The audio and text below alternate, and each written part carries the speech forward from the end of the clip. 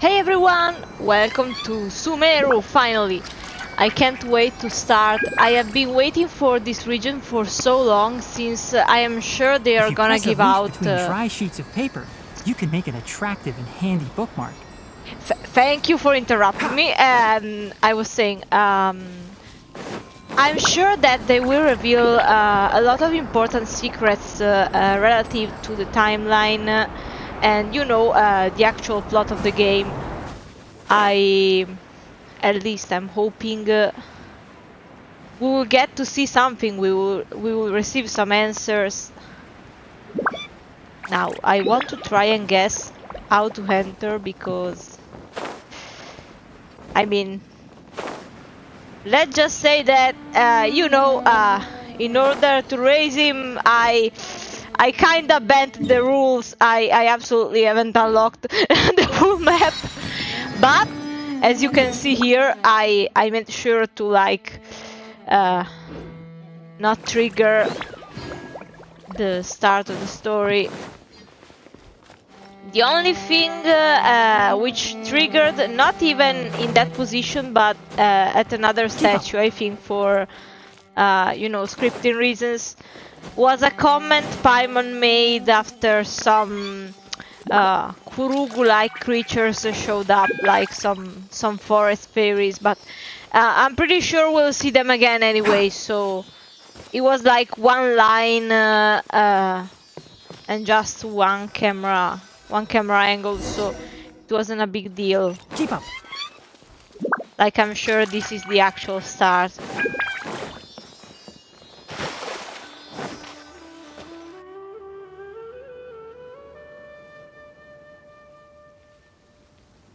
Now that we made it to Sumeru, our next objective should be to head to Sumeru City and find a way to meet with Lesser Lord Kusanali.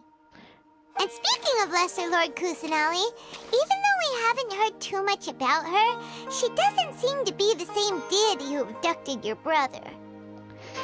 No, I don't think the Dendro Archon is the unknown god. But even so, people call Sumeru the Nation of Wisdom, you know. If we can get a chance to meet the God of Wisdom, maybe she can give us some useful information. I think that's a bit of wishful thinking because I feel like if she reveals anything, it's gonna be a bit cryptic and an indirect way of releasing information. I don't think she will just answer her questions, but we will see. But Paimon doesn't know the way to Sumeru City. Maybe we can climb up to that spot with the statue of the Seven on it. That'll give us a way better view of things. Trust me, we don't know the way to Sumeru City. I absolutely haven't, unlocked almost every teleporter I could find, included the one in Sumeru, Even if we can't see exactly where the city is, at least we'll be able to check for some smaller settlements nearby. However, I must say something, because I did have to roam around a bit, apart from the teleporters, to try to farm a bit for the new characters. And let me tell you, I got lost like 10,000 times, even with the map. Everything looks the same. There's someone up ahead! Hello? Baizu's mom? Is that you? We can just ask for directions rather than wander around like lost adventurers. I feel attacked. We're not from around here and seem to have gotten a little lost. We'd like to ask for some directions. Yeah, but maybe if you approach her, she's gonna hear you. Did they not hear Paimon? Hey! You over there! Could you give us some directions? Instead of yelling like an idiot, approach her.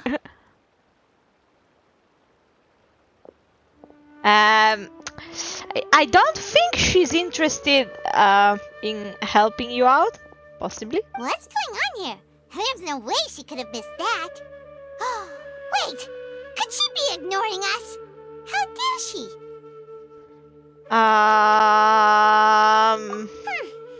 Well, even so, she might be heading someplace where we could find other people to ask.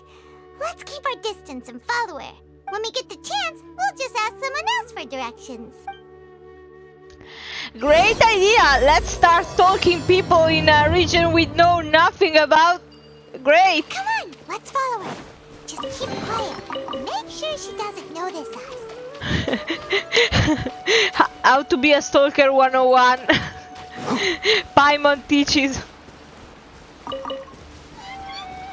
Okay, I think I lost her already. I told you I suck. Oh, she's there? No. Huh? She just walked near that small waterfall and then suddenly vanished. Let's go take a closer look. Ma'am, can you teleport? No, because I kinda don't have an explanation. This lead to a village or something, but it looks like that's not the case. Look, she's sitting over there. Wait, she couldn't possibly be living here, could she? I don't know. What should we do now? Do we try asking her for directions again? No, I wouldn't. It looks like she's meditating or something. If we bother her now, she probably wouldn't let us off very lightly. Excellent intuition. Oh. What a lovely smell. On that note, I think I'm gonna yell a lot because Paimon is being an idiot. So I'm gonna lower my volume and just a little bit.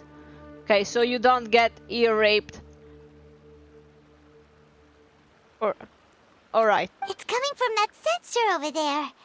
This is definitely not your typical place to call home, but at least it smells nice. Maybe living here wouldn't be too bad after all. I mean, what? Huh? What's the matter? You don't look too good. What? Is the smell making you feel sick? Strange. Paimon doesn't feel anything. I mean, I can kind of understand because if it's incense, I'm not sure if you say it like that, but anyway, if it's that holy powder, no, not holy powder. It's used in churches too, but you know, maybe for rituals sometimes. But you know, that smell is a bit sickening, honestly.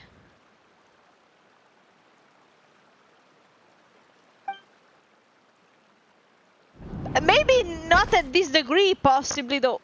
What's happening? Traveler? This is no time for a nap. Oh, come on, wake up. Did she inhale drugs? Because this is the only thing I can think about. Did it contain shrooms? Yes, I think she's tripping. I think, Lumina, are you okay? I don't think Lumina is okay.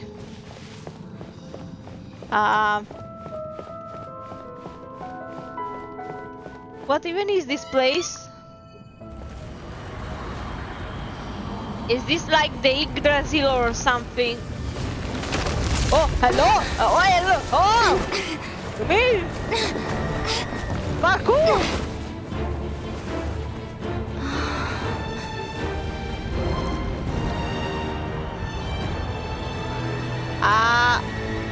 What is going on? I mean, I would kinda take it as a hint to leave, but you know, I understand the will to investigate.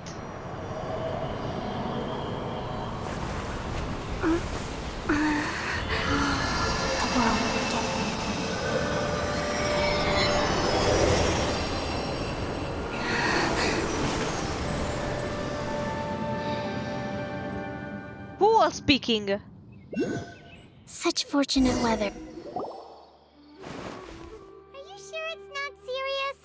The Traveler's been out for a long time now. Yes, you can relax. Believe me, Master is extremely knowledgeable. If he says that she's going to be alright, then there's absolutely nothing to worry about. Oh, are you awake now? Oh, thank goodness! Traveler, you're finally awake!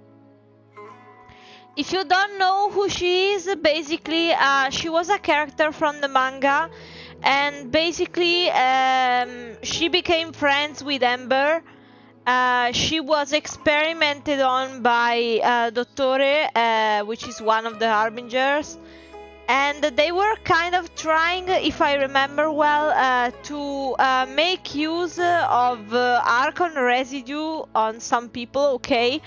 And she contained some herself, but Sino, a character from this same region, did some sort of very particular ritual and helped her get it out of her body. And after that, I think she's been living here. Well, we're at... Good question. Where are we? Paimon was in such a panic when you passed out that she even forgot to ask what place this is. This is Gandharvaville. It was originally built by scholars from Sumeru as a place to rest in the rainforest. Now it's mainly used by the forest rangers as a base of operations. And it's lovely. My name is Kale. I'm a trainee forest ranger. My master and I found you passed out during our patrol, so we brought you here. Oh, no things are necessary. I didn't do anything, really. By the way, how are you feeling now? Any discomfort? I was tripping and I heard a voice. Oh, that's Master's herbal medicine you're tasting.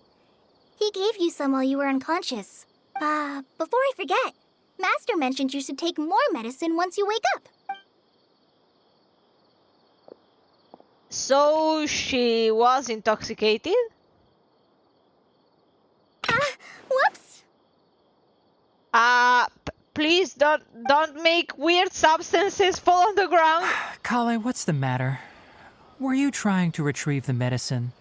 As I've already told you, you must be careful with these. All right, I'll get it for you once I'm finished here. One NPC with a different face, guys, goals, like, this is an historical moment. Sorry, Master. Now, the guide to Avidya Forest's edible fungi is clearly posted on our bulletin board. But if Farbode forgets which mushrooms to avoid one more time, I'll have no choice but to leave the guide somewhere a little more visible. Like right smack on his forehead so others can remind him to be careful. So this guy just runs around and eats every mushroom he Right? finds. This is the second time he's come down with food poisoning this month. I'll be sure to give him a good talking to. Yes, please do. If, on the off chance, Farbode simply enjoys having little imaginary fairies dance before his eyes, then we'll just let him be. But the next time he requires any of our medicine, be sure to charge him accordingly. So he was taking drugs! Oh my god! It was the shrooms after all, I was right. People are tripping. How are you doing? Feeling better? Oh, this is my master, Forest Watcher Tainari. He is chief officer over all the rangers here in Gandharvaville. I already informed Paimon about the reason you fell unconscious earlier. But now that you're awake, let me explain it for you as well. Okay. It is common practice for Sumeru scholars of certain darshans to dedicate themselves to training and meditation in isolated areas, particularly the nearby forests. While meditating, they use a certain incense known as spirit borneol to help calm their minds as they enter a state of deep rumination. Okay, so it wasn't shrooms. In hopes of asking directions, you two followed a scholar named Hypatia into her cave. The incense you smelled inside was the spirit borneol I just mentioned. That incense typically has no effect on most people, but for a very select few, it can have profound effects on one's cognition, as you experienced firsthand. Does that make sense? Yes, I would like to find out more about that tree. Very good. Now, answer me this. Did you feel anything after passing out? Say, any out-of-body experiences? Or did you see anything while unconscious? I think it was both. I mean, she kinda... Kale, let the others know to stop bringing their patrol logs here for now. Huh? Why? Because we need to investigate. Because these two will be staying here for the next few days. They can have my room and I'll bunk with Amir. Now get a move on and be sure to do as I've said. Yes, Master Tainari. Every time she pronounces his name like that, I feel confused, but I looked up how to pronounce his name, and it's supposed to be Tignari. So, no, no, no, dirty mind. Wait, hold on a second. Can you tell us what's going on? Sure, let me fill you in. I originally planned to send you on your way once you finished your medicine. However, it appears now that you should stay a while longer in Gandharvaville for further observation while you recuperate. One thing I'm sure of is that I will have a stroke every time I read the names Gandharvaville,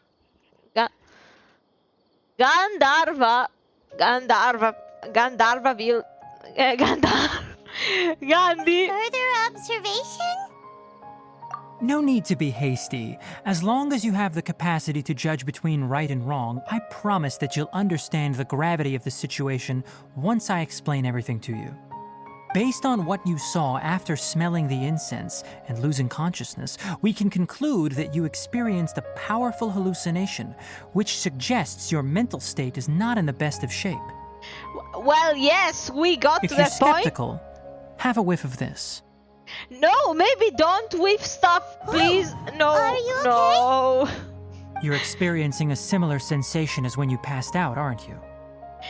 But can you not? So even though your condition is stable as of now, if I were to haphazardly let you leave, it's highly likely that you'd suddenly pass out again somewhere else. Yes, but maybe you shouldn't let people, use hallucination-inducing things The in the rainforest is home forest. to many fierce animals and hazardous areas. If something were to happen to you again, I'm afraid you might not be so lucky. Well, yes, again, that could be solved. For now, I suggest you continue taking your medicine each day and avoid wandering off on your own. At least until you stop having adverse reactions to this kind of smell, okay? Except that we might need to see your god because she knows some things and... Good. Now continue resting while I fire up another bowl of medicine for you. No, we are going to escape, right? Seriously? We just arrived in Sumeru and we're already having problems left and right. I wanna go. Paimon knows we're set on meeting Lesser Lord Kusanali as soon as possible, but you really don't look too good. It'd probably be best to let you recover first. And that's why she's off the party. Now let's go. Hey! Are you even listening to Paimon? Paimon's over here worrying about you, you know. What's weird? You mean how you're feeling now? You mean the vision of tree roots and red skies you saw? But if those weren't hallucinations, what could they be? I don't know.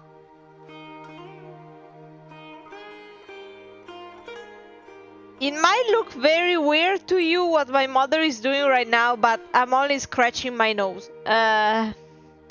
It's just that as you know, every single thing you place in front of the camera messes up the tracking. It's a bit complicated. You have to stand as still as possible. Well, considering how unique you are, Paimon trusts your judgment here. But why didn't you say anything about it to Tainari? Because we don't know who If you is. misjudge your condition, then there's a chance you could get worse, right? It probably wasn't telling us the truth. Huh? You mean that Tainari already knows that what you saw weren't hallucinations? But if that's the case, why would he try to hide that from us? I mean, I have no idea how he's supposed to know what we saw, but I don't know. Oh, Paimon gets it now. That explains why you were so quiet earlier. Well, that settles it then. We'll stay here to rest up and figure out what's going on with your hallucinations. I wanna go. It seems like asking Tainari might not be an option anymore. What do you think we should do? I would go back to Liyue and ask Baizu. Good idea. Kale's pretty friendly. We can ask her tomorrow about what she knows regarding the Dendro Archon and customs in Sumeru. No. I said I wanted. Listen to me. Rise and shine! Come on, it's time to go find Kale. No, bye. I'm going, bitch. Bye.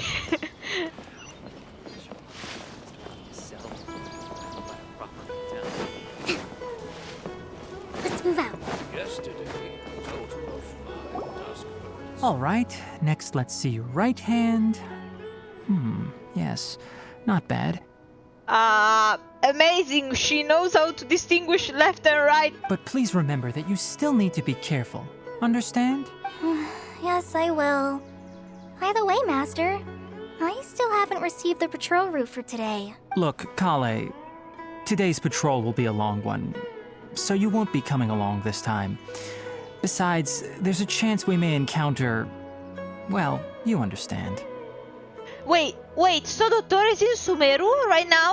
But I have a vision too! Am I useless to everyone now? I'm pretty sure that you wouldn't have been given a vision if you were... Don't talk like that, Kale. This is not something you need to be worrying about right now. Ah, there you are. Feeling any better?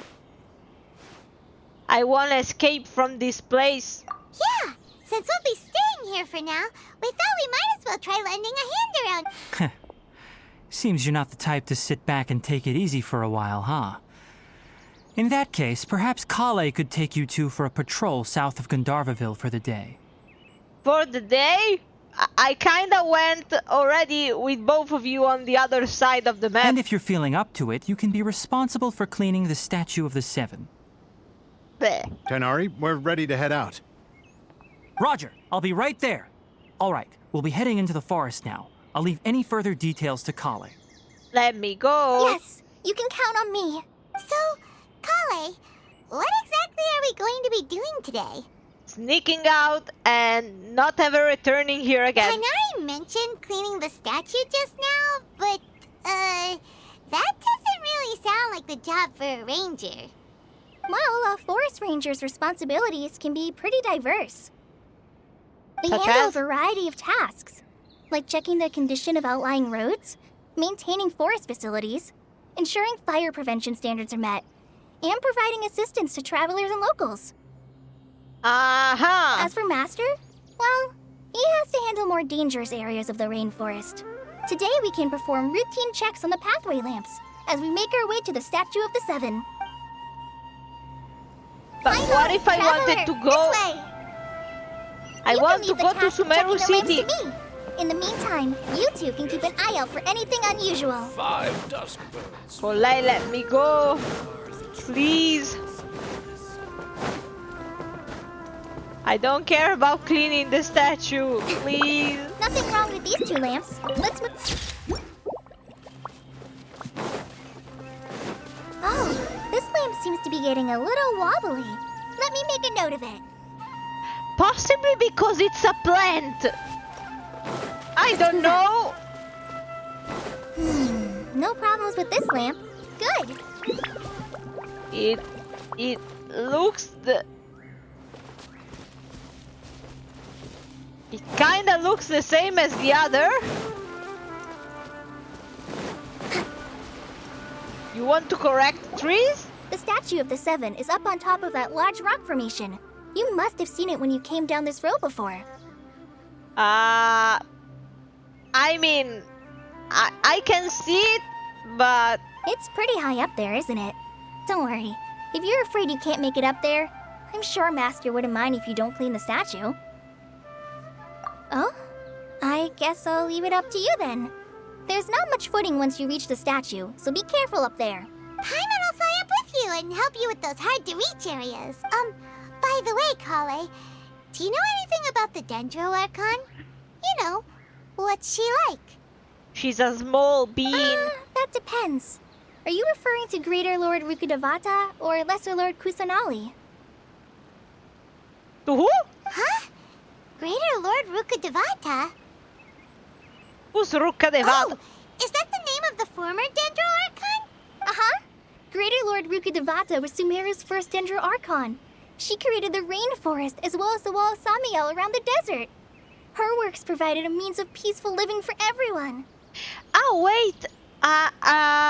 Was it that, I think I remember someone mentioning it, that that the Dendroarchon possibly died during the cataclysm of 500 years prior, so there is a new one.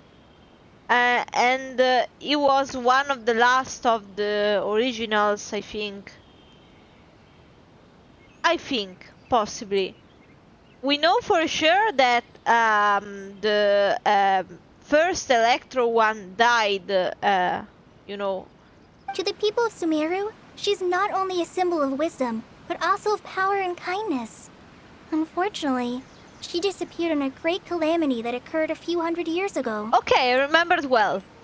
According to what Masters told me, the sages later found the newly born Dendroarchon and whisked her back to Sumeru. What do you mean? She was fucking kidnapped! To celebrate the reinstatement of their lost deity, the sages dubbed her Lesser Lord Kusanali and let her reside in the sanctuary of Siristana. Let her reside or lock her in? I'm sorry. It's always the same. We go ask for help to the gods, and they actually are the ones who need help. Then what happened? We need to free the god of Sumeru. Well, and then... I'm not too sure what happened, to be honest. Well, I mean, I'm sure she was at least a bit bothered by the fact you kidnapped her, but... You're not too sure? But aren't you from Sumeru? You sure you wanna tell her? Yeah, I'm from Sumeru. But I kind of underwent very harsh Maybe experimentations. it's difficult to discuss this topic with strangers. If that's the case, then don't worry. We understand. No, it's not that. I'm not trying to hide something from you. Besides, I don't consider you two strangers. Anyway, you two know Amber, right? Sure thing. Wait, Amber? You mean... Yes, that's her. I once lived in Mondstadt for a while, and she helped me a lot during that time. You could even say that she helped me become a new person. Yeah, if you haven't read the comic, I really recommend you do, because it was super sweet. They had very cute interactions. There's no one like Amber. She lives life to the fullest while always adhering to her strong sense of justice. She's ready to answer the call for action at any moment, but is also very understanding of others. She's like the spark that lights the fire in everyone's heart around her. If you ask me, she's a prime example of a true outrider. She's the first person anyone coming to Mondstadt will meet. You can't help but be enthralled by her charm and enthusiasm, causing you to fall in love with the lands of Mondstadt and...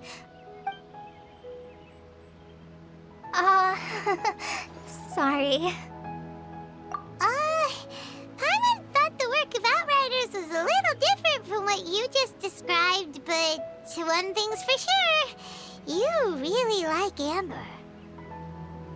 I mean, honestly, I hope she can visit her soon. Sorry. I was rambling on just now. It must have sounded kind of weird. It's alright, Kale. Knowing that you're a friend of Amber somehow makes Paimon suddenly feel a lot closer to you. So, how do you know that we've met Amber? Everyone meets Amber. Well, after I returned to Sumeru, Amber and I have stayed in touch by writing each other letters. No, In one letter, she mentioned that Mondstadt was attacked by a fearsome dragon, but the city was saved by a mysterious blonde traveler and their floating companion. I was hoping she was gonna write something more personal, but nope. I knew you two were the ones she mentioned in the letter the moment I saw you. But, considering everything you've been through that day, I thought it'd be inappropriate to bring it up. Ah, so that's how you knew. Yep, so please know that you two have my complete trust. Really.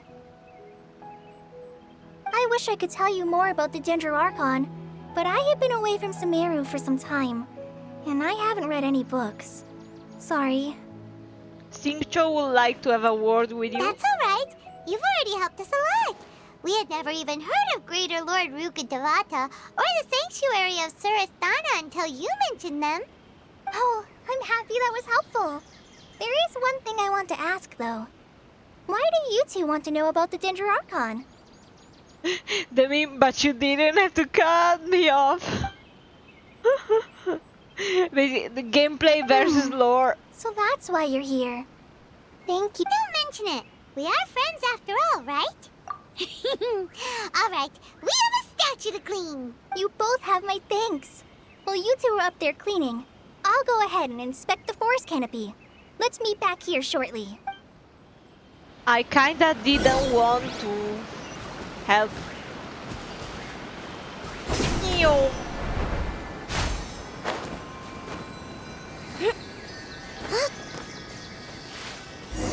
La. Oh, that's not cleaning. Huh.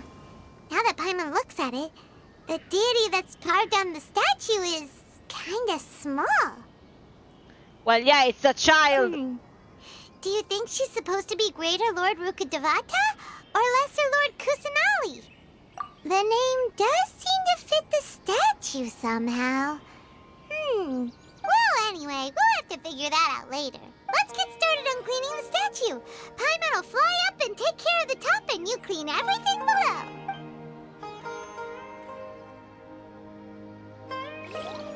Nice work! That's one clean statue. Let's head down and meet up with Kale.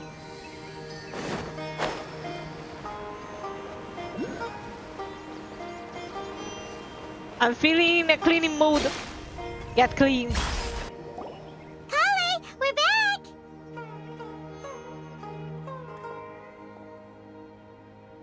There is a lizard which is more important than the protagonist right now. Welcome back!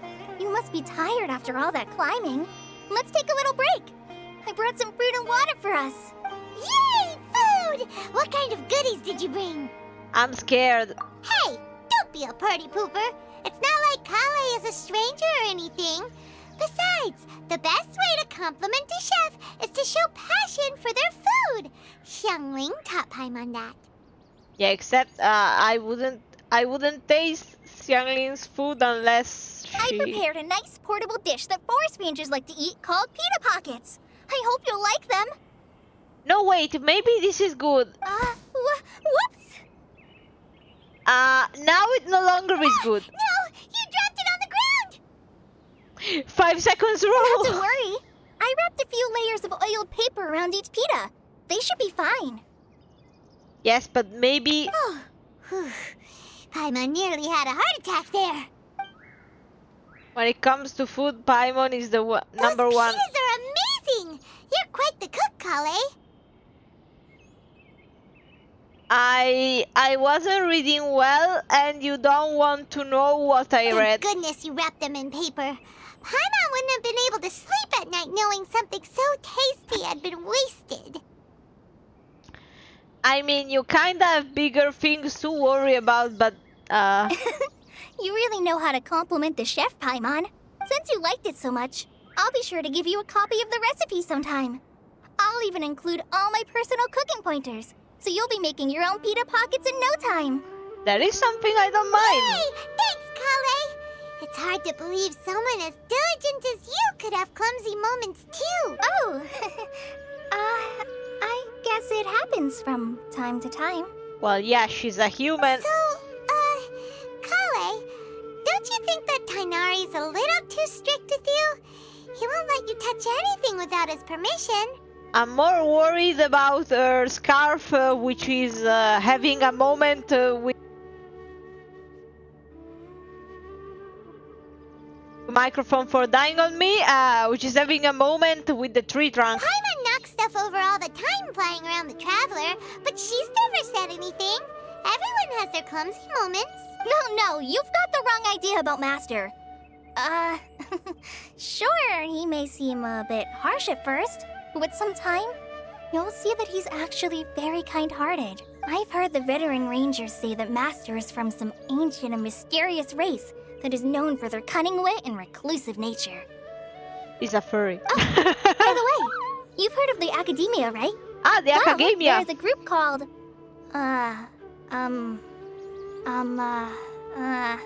Moo something?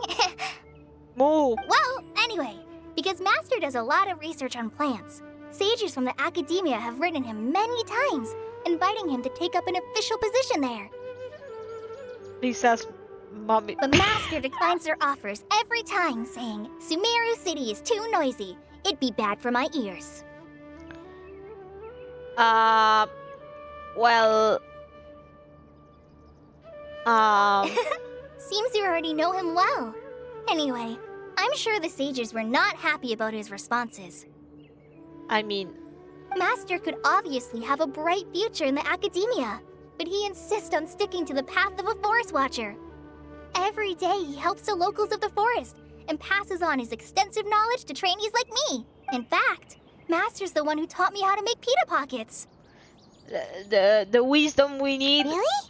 Paimon would have never guessed that. Oh, speaking of Tainari, he was the one who took care of you after finding you passed out yesterday. He even carried you all the way here. No, it was just conveniently spawning vines. Paimon's still kinda upset, though. He kept scolding Paimon the entire way here. Oh no, I'm sorry. Master might have been overreacting a little. I don't think he was overreacting considering what happened. But it's mostly because Paimon wouldn't stop yelling, Why, oh why? Is she going to die? It probably started to get under Master's skin after a while. And you don't think that's comprehensible? I'm pretty sure she was gonna die. Hey! Don't laugh! Paimon was genuinely Shrooms concerned about overdose. you. Hey! Now even Kali's starting to laugh. Ugh, that's it! Paimon won't forget this! It's time for some Paimonial wrath! Yes. Make me feel the wrath. Don't touch me! No, wait. What is going on? I think she had some PTSD. Sorry, Kale. Paimon didn't mean to scare you. Yeah, I think... No, I just... I didn't mean that. Maybe it's best to drop the subject. Kale, are you okay? What's the matter? Paimon? No, I'm fine. I'm sorry. I must have startled you both reacting like that. Oh, well, it's getting late now. Let's hurry back to Gandharvaville. I think Master and the others should be back by now, too.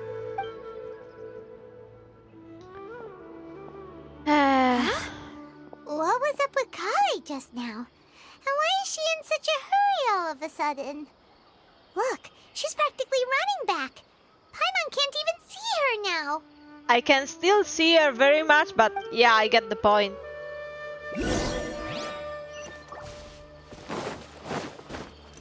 Let's move out. Yeah, she had some sort of PTSD rightfully after what happened, but... Ah, Traveler. You've returned. Yep, we're back.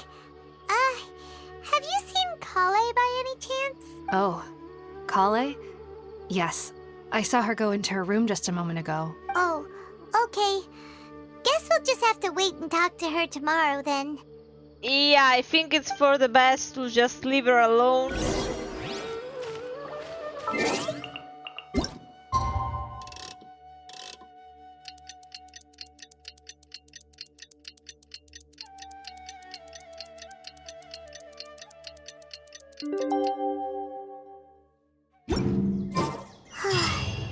Paimon was thinking all night about what happened with Kale, and still can't figure out what the problem might be. Maybe she's in a better mood now.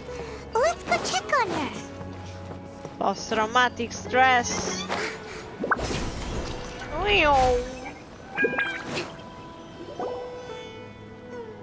Ah, it's you two. I was just about to go look for you. Huh? Tainari? What are you doing here? Where's Kale? I came to check on Kale's condition. To put it simply, she's not well. You mean she's sick? How could she be... Oh, wait a minute. Could it be because of what Paimon did yesterday? it certainly triggered a memory or, you know, an instinctual response anyway. No need to worry. Something as small as you could never harm her. This sickness is something that Kale has been dealing with for some time. Kale has been more excited than usual since you two arrived. A little too much so, to be honest. She hasn't remembered to take care of herself. I suppose it's understandable, though. She hasn't been around anyone she considered a friend for some time now. It must have been refreshing for her to have you two here. So, Tainari, what's really wrong with Kale? Maybe can we not talk about this while she's literally in the next room? Let's take this conversation elsewhere. Kale just fell asleep after taking her medicine. She needs some peace and quiet. Yeah, Tignari understands what I mean.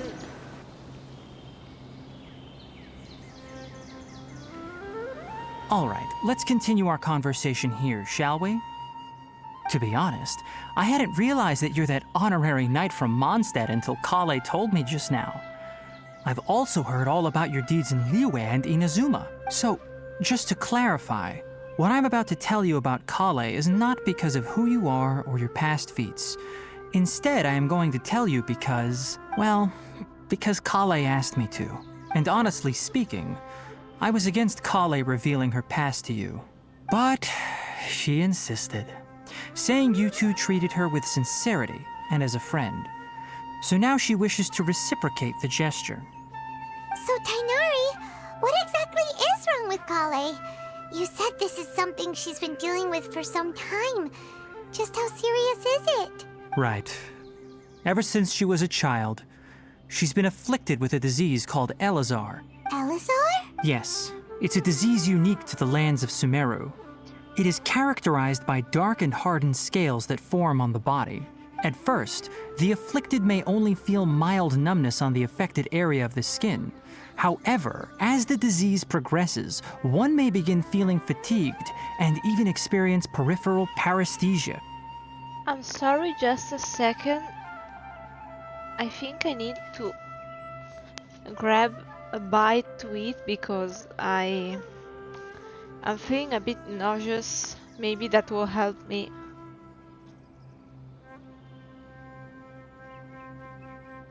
Yeah, but I think there.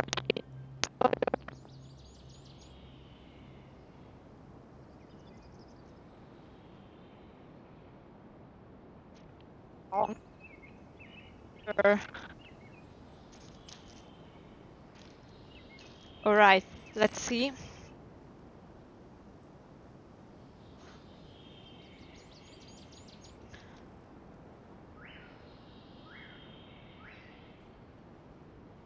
Forgive me, I've tried to hold it back, but... In its final stages, the disease strips a person of the ability to control their own body, and they effectively become completely immobile.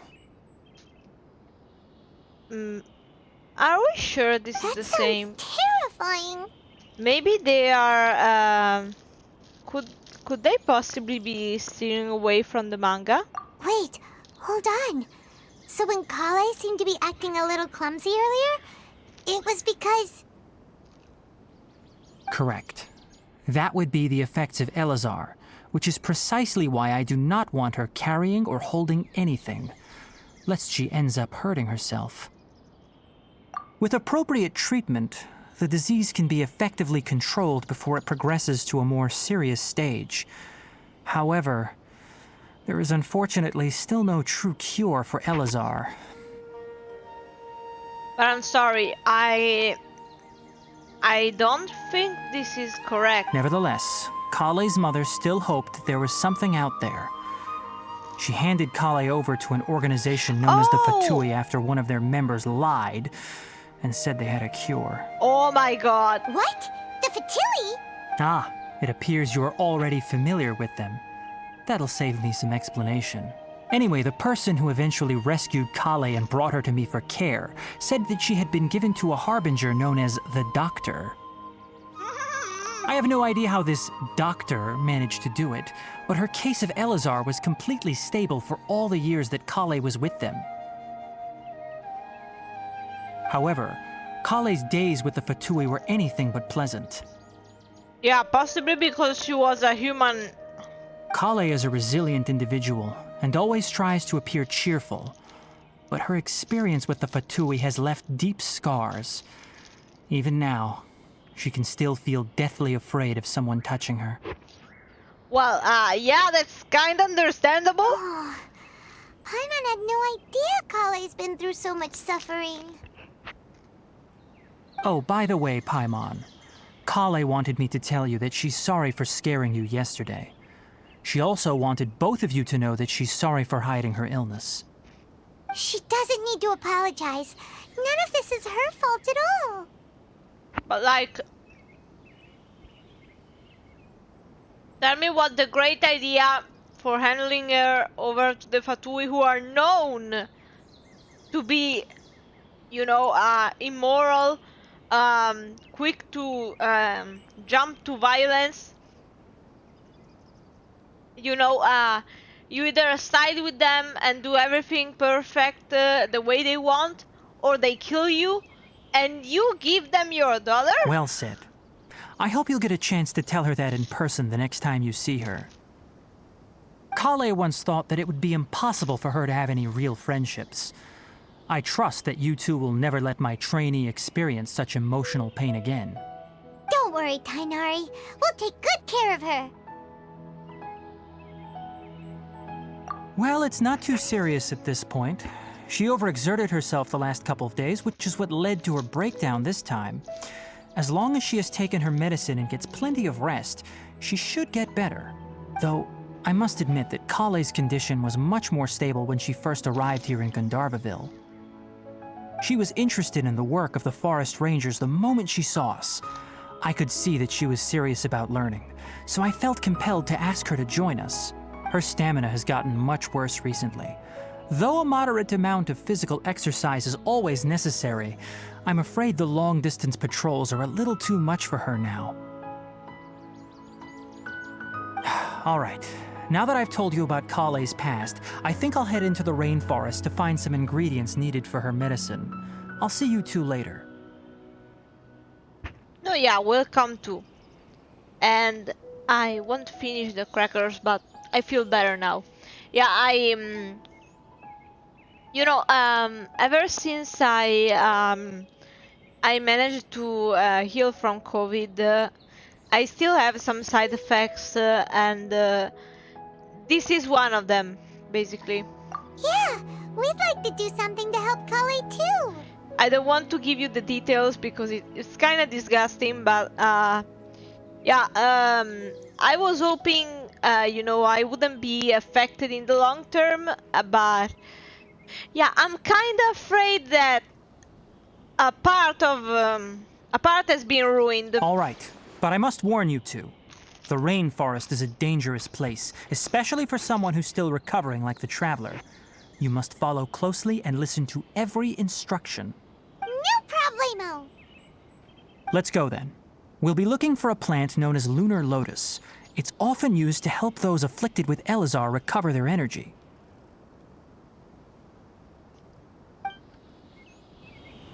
Hey, Tainari? Okay, Where I'll wash my exactly are we hands going to super find this quickly plant? and be ready. Lunar lotus can be found all over the rainforest, but it often grows right here around Gandharvaville.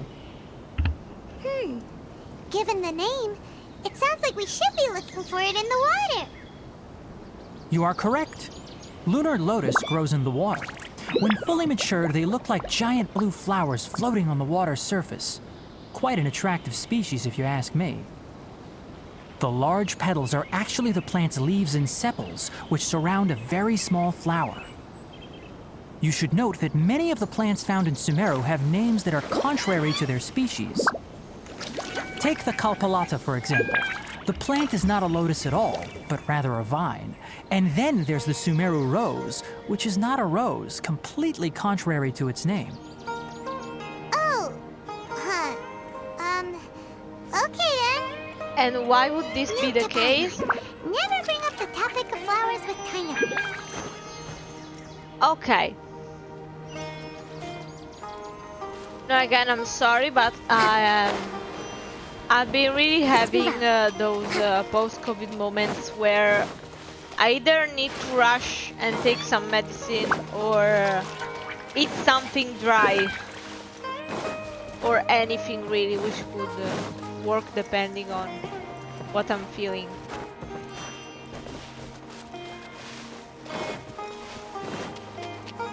I was a bit unlucky too because I had long COVID and it was also the harshest form too.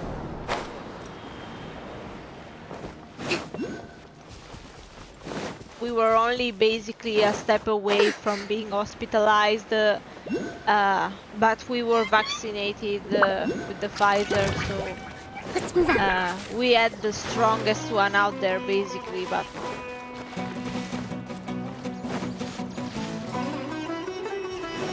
for real, if there is the smallest chance... There should be lunar lotuses growing somewhere in this area. Let's split up and begin searching. If there is the smallest chance this symptom I'm having disappears shortly, I would be really glad because you have no idea. If you could manage to gather 4 of them, that would be sufficient. We'll rendezvous here once you've gathered the needed amount.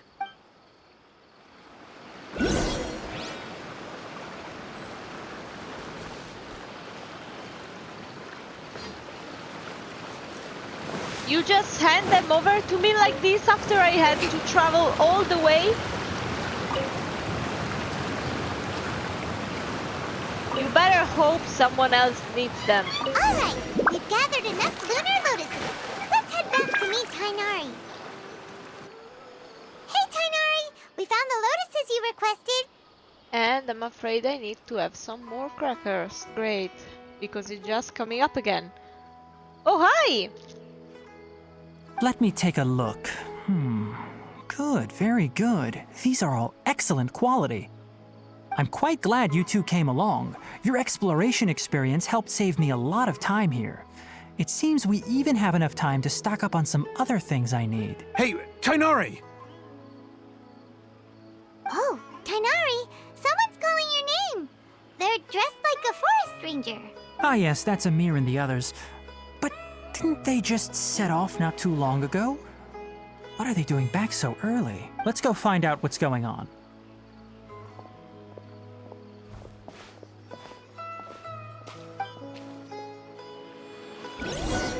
If you just joined, you didn't miss much. Basically, they revealed a bit of her past to us. If you didn't read the manga, basically she was experimented on by the Fatui, and basically she had a minor PTSD attack when Paimon went ahead and touched her, and yeah, basically they are forest rangers, and they rescued Lumine, which had a sort of hallucination, vision, out-of-body experience. We don't know yet, but yeah, we haven't met the god yet.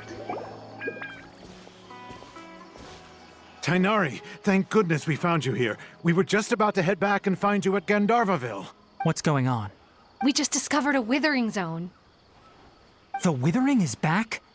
But the patrol route you were on should have been already clear just a week ago. It reappeared so quickly. Can you tell me the exact location? It's up ahead, deep in the river valley. It's appeared in a spot that blocks nearly the entire narrow part of the valley area, so we decided to come find you as quickly as possible. And the radius of the contamination? Sorry, I couldn't get a clear enough view to tell. No one in our patrol team had a vision, and it appeared to still be spreading, so we didn't risk getting any closer. Okay, I understand. You made the right decision. I'll go deal with it right away. In the meantime, please guide these two back to Gandharvaville. Wait, Tainari, why don't you let us help you?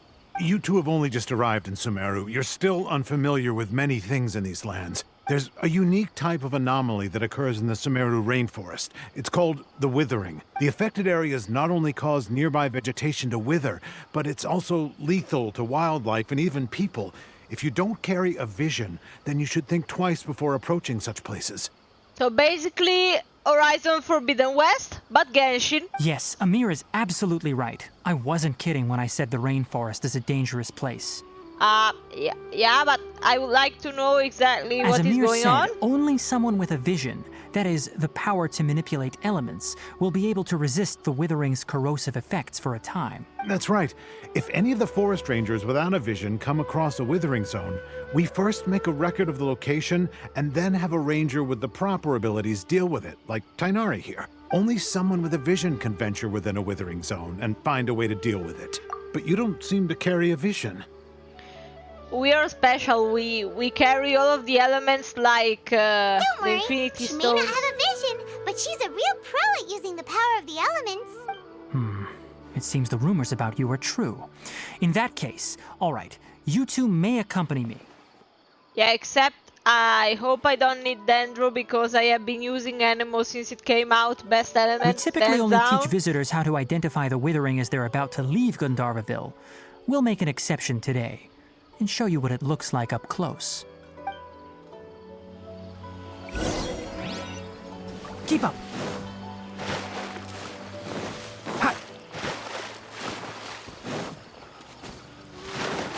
I don't see any withering going on there, but okay. Stop. Don't move any further. Look there in the distance. Uh-huh. Where? Oh, look! Those plants have withered! That whole area is kinda gloomy. Even the air looks like it's filled with ash. And it's also red, much like Oh, Horizon. Paimon doesn't like the look of this. Let's call Aloy to investigate. That is the withering. All right, traveler.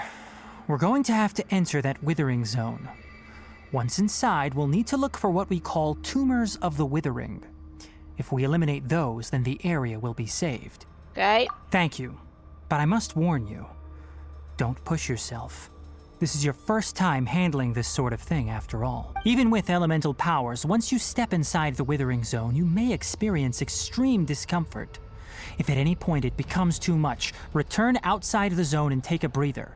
It could become a matter of life and death. You ready then? Let's go. I have Geodaddy to protect me. First, we must I can locate go any anywhere. branches sustaining the withering zone.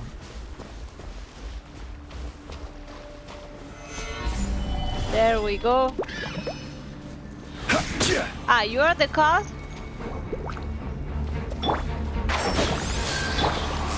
Billowing surge!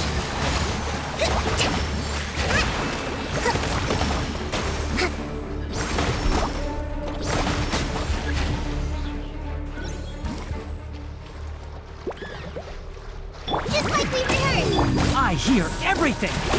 Enshroud! Gather!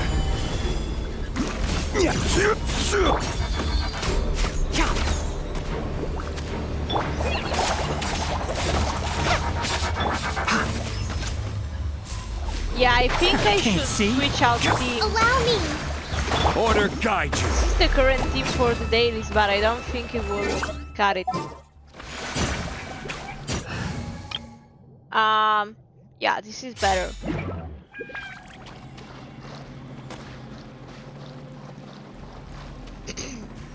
Illusion shattered!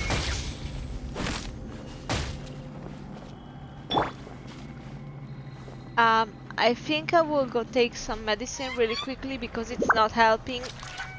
And yeah, it's kinda awful. Be right back.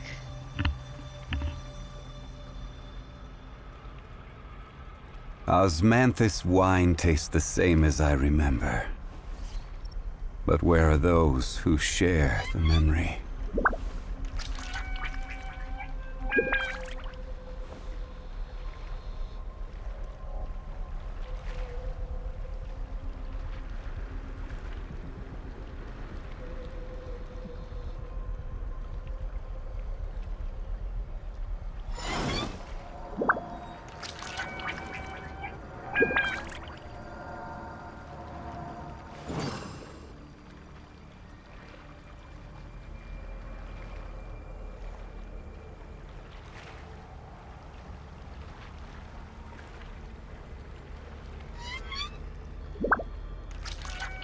Boats are made for transferring commodities back and forth. And those that come across Liyue tend to stay a while. So it is where many things come to settle.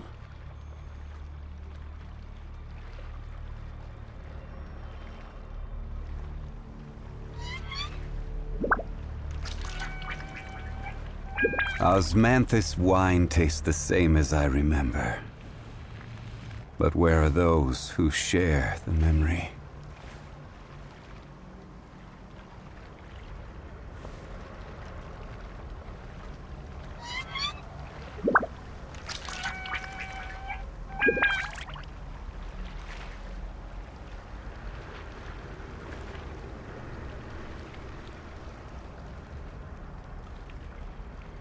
Where do you want to go next? If you'd like to see Liyue's tourist spots, I have a few references.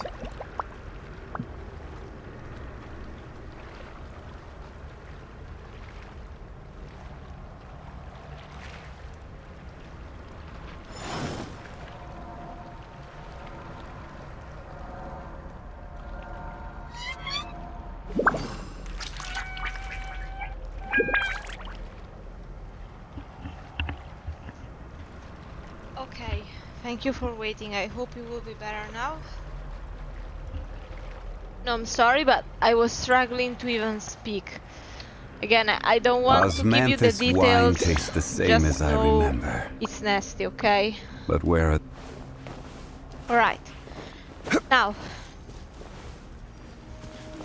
How do I destroy it?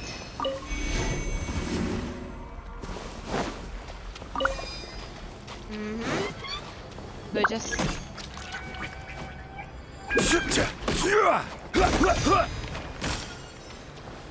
Okay. I think I'm gonna use this.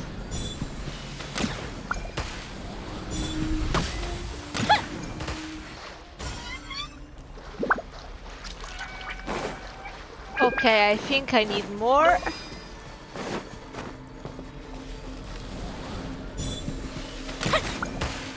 Great work. Now that all the branches have been cleared, we'll need to take care of the tumor. Now you shall perish!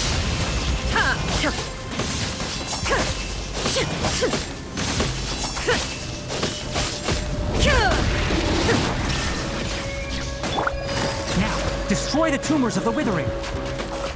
Ah, okay. It's automatic. Alright.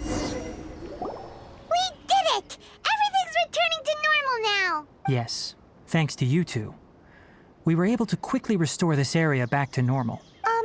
Tainari? You make it sound like we did well, but why does Paimon have the feeling you're worried about something? Because it's just one of the many? It's that obvious, huh? Alright, it's like this. Recently, the rate at which the withering zone appears has been increasing. Even though we were able to quickly clear that withering zone, it won't be long before another one appears. If that simply meant more work for me, then that wouldn't be an issue. But it's far more severe than that. The withering is leaving lasting effects on the rainforest itself. For instance, even though we cleared out the withering zone, many of the plants that were affected will not recover. This presents a crisis for the ecosystem itself. Many plants in the rainforest are already in decline, directly impacting the wildlife that depends on those plants. And most disturbingly, as the appearances of withering zones have started to increase, Kale's case of Elazar has also become more serious. Then possibly what is going on is that there are Archon remains scattered throughout Sumeru. Huh? Well, why is that? I'm still not sure of the exact reason. However, I've received word from acquaintances at the academia that similar cases are being reported for patients with other conditions. The academia? No, none that we know of.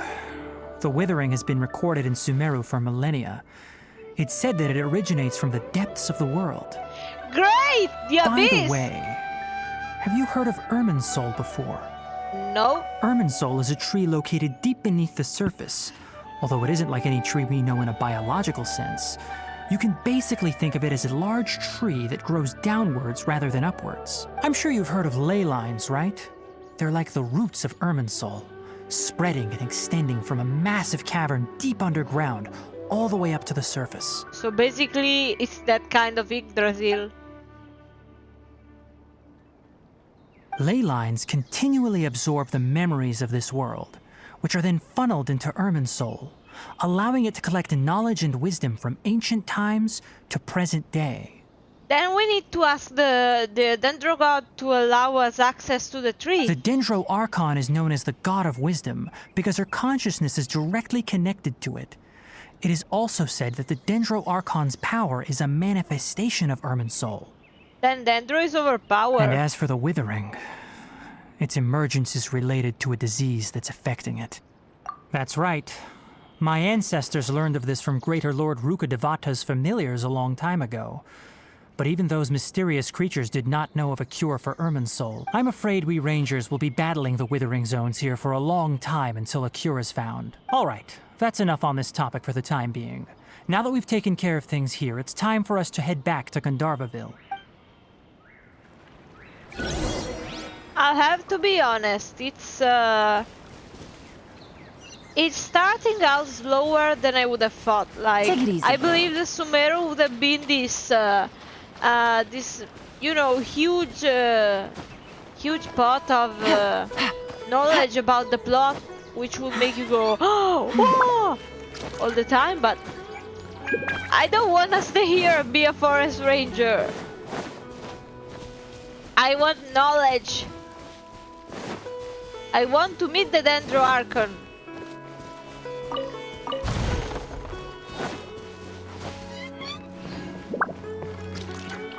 I'm honestly hoping they'll bid us farewell soon so that we can go.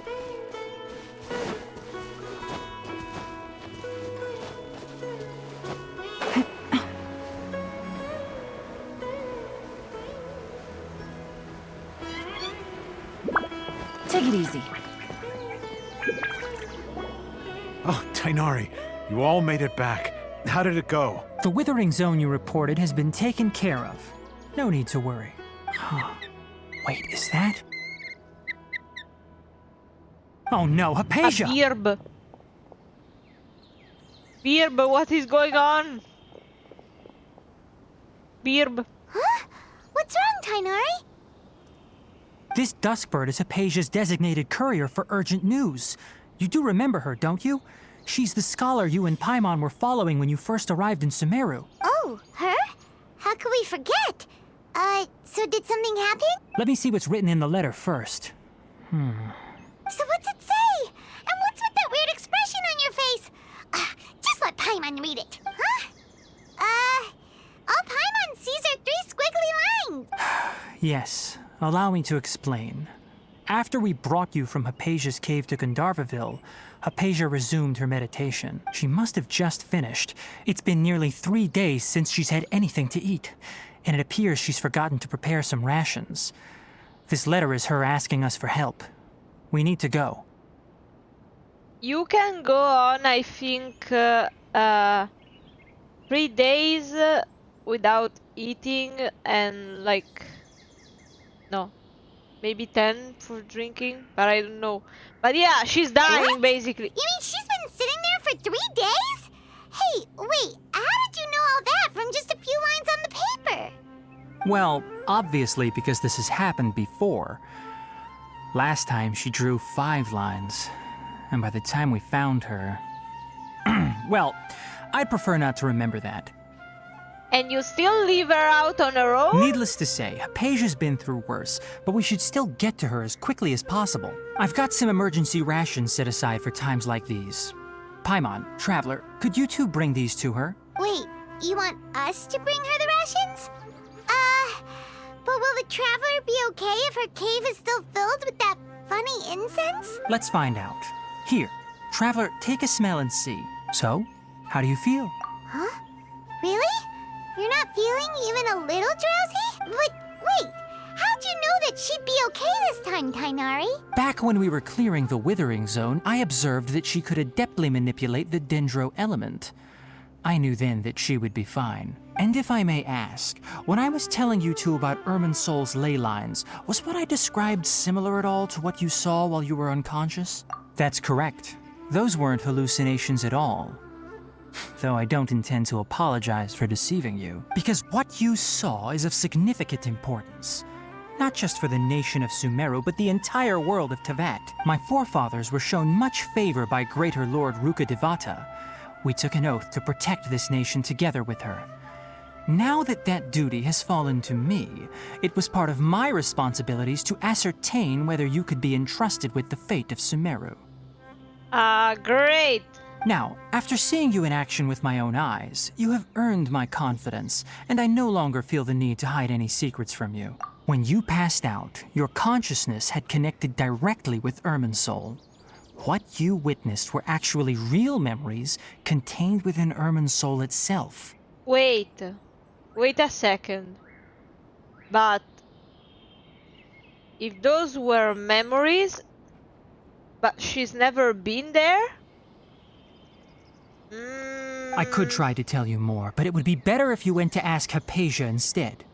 Her focus on meditation and use of Spirit Borneol are aimed at establishing a connection with Irminsul, just as you did. Yes, but she's never been to the tree before, hasn't she? That sounds nice and all, but will she really help us? Seriously, she completely ignored us the last time we tried talking to her. That was because when you ran into her, she was in a special phase of her training. During that time, she must avoid communicating with others. Please, wait here for a moment.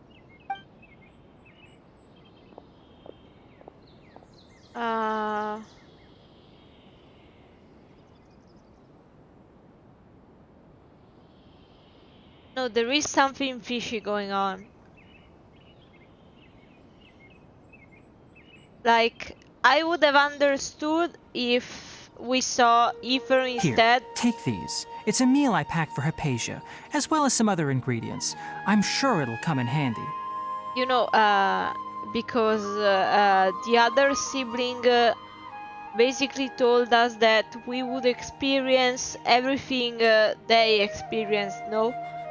So if we saw the other and they were memories, that would have meant we saw what happened like 500 years prior.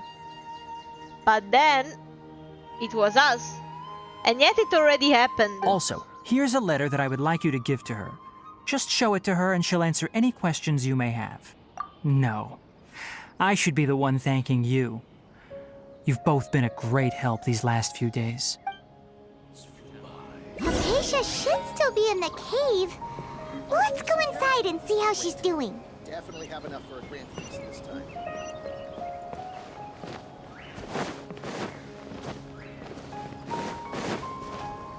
I mean, she was only 200 meters from here and you're telling me they didn't bother bringing, checking in, even without speaking, to see if she had food or anything she might need?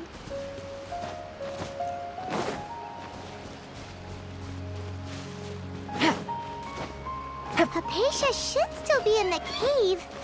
Let's go inside and see how she's doing. I hope you finished your tripping. Hello? Hypatia? Hey, there's nobody here. Maybe she went out to look for some food. Let's try looking around the area.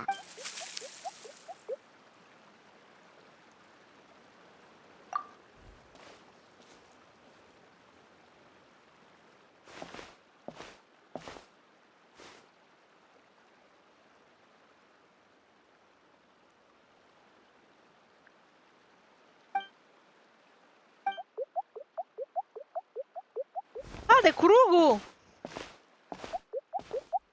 Hello? Bom, bom, bom, bom, bom. Hello?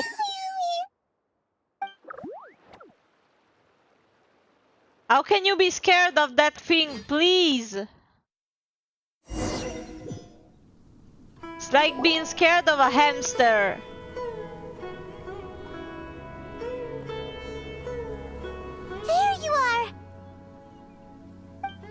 Hypatia, are you alright? Yeah, she's so okay. She's just passed out on the floor, Paimon. So hungry. Need water. There's no way we can get her to eat in her current condition. Let's try finding some water first. Huh? Wait, why does it look super foggy outside all of a sudden? Anyway, let's go look around. Just put food into her mouth and help her chew. She could be dying.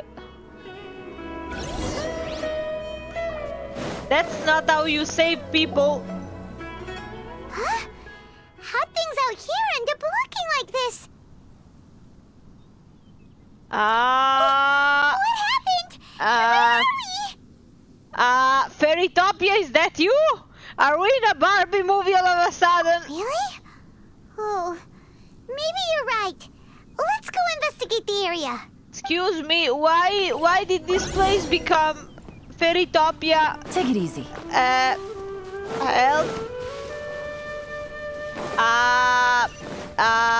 Are we tripping or is Yeah, I think we're tripping. I think we're tripping really bad. This place is huge. Yeah. I knew there's something off about that cave. Let's think of a way to get over there and have a closer look. Who knows? Maybe we'll find a lead of some kind. No! The flower betrayed me. Game's up. Fun's over. I'll make you pay for this. Yes, I know I can jump on shrooms. Gutsy.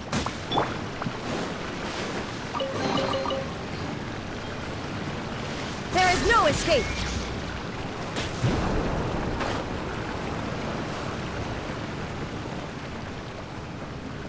Well, no, I wanted. This is a domain. Yeah, great. How am I going to? Okay, Geodaddy, you are the answer to everything. So, let's go.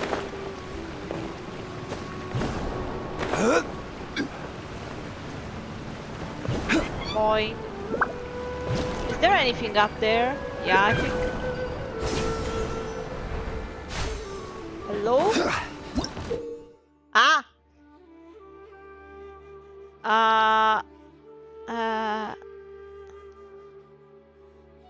No, please! I don't want to get lost! Please! Quake. No! No, no. No, guys, no, I don't want diverging paths, please! I'm begging you.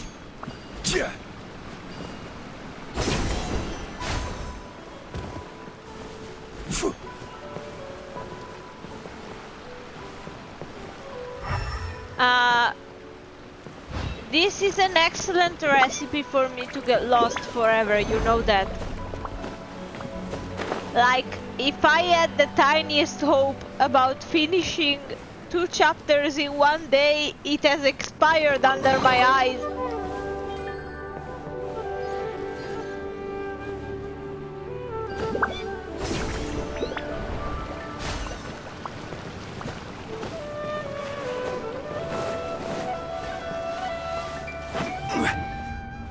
They better make this the Teapot Realm to make up for it.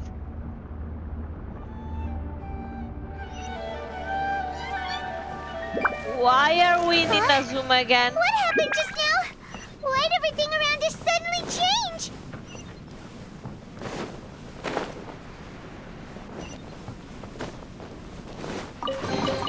If I have to be honest, I'm getting a bit tired of the use of Inazuman style domains over and over. Like, I want some novelty like that one.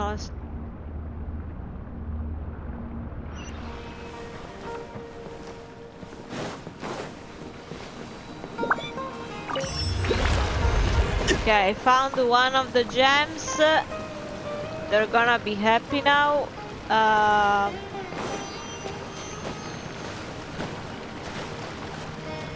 Yeah, you see.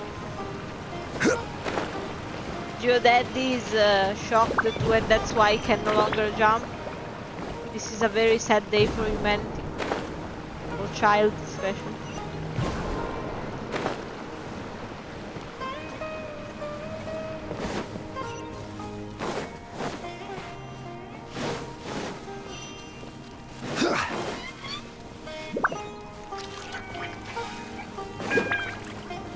Stabilize! No, I think I kinda made a mistake. I will have order! Order, but yeah.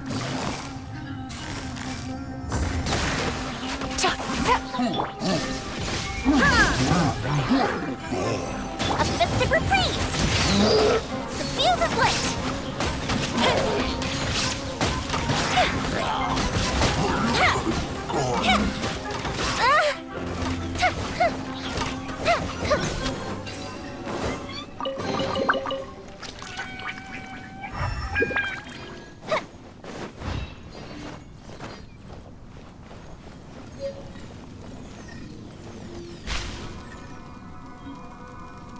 Hey, hey, listen!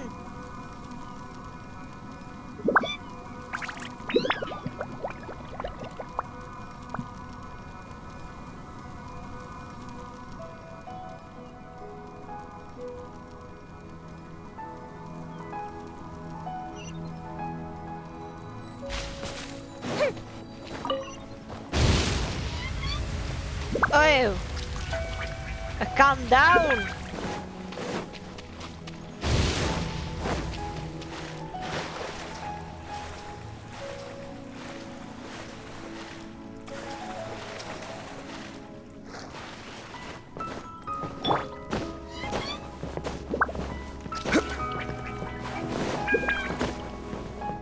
Crumble! Quake! Great, we are stuck forever.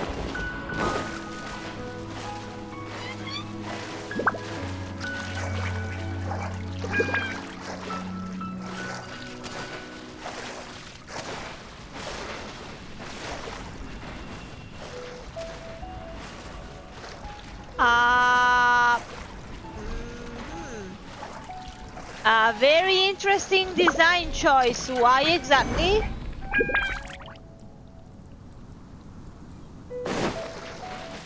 Okay, I'm gonna try from this side instead. So. I can't. Wait.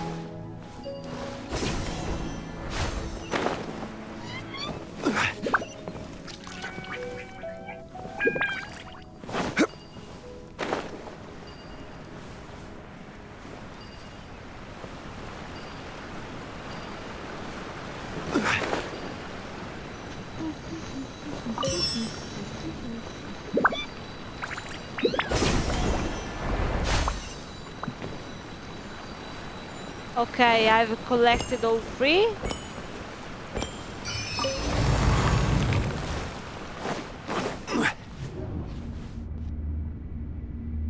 Why am I tripping?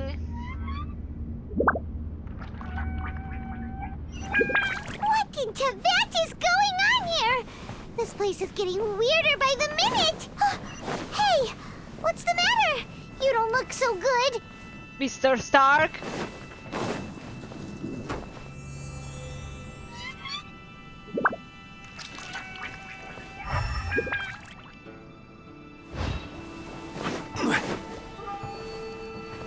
Yeah? Am I supposed to... I mean...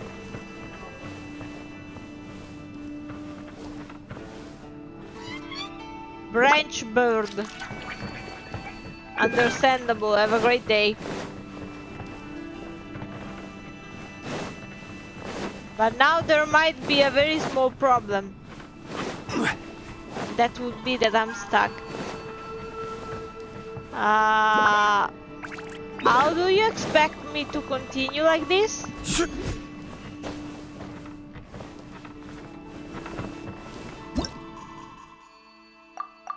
Am I wrong, or were we given no info?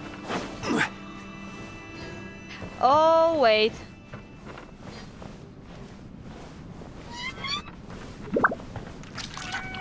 Maybe, yeah? I'm not sure. Possibly. I have no idea if what I'm doing makes sense to the game. If that is what I am supposed to do or not.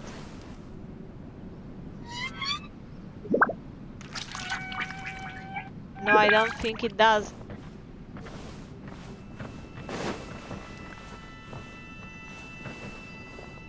Okay, yeah, it said yes.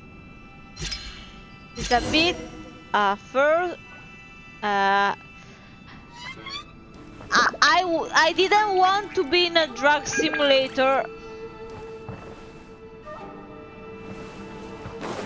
What is going on?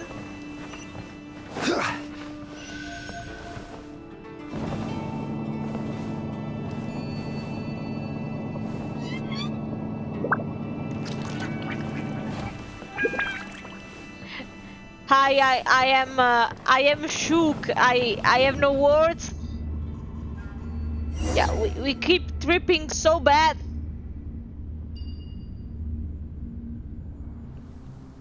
Yeah, the game decided we were no longer playing Genshin, but we were in Barbie instead, and that's a thing, I guess.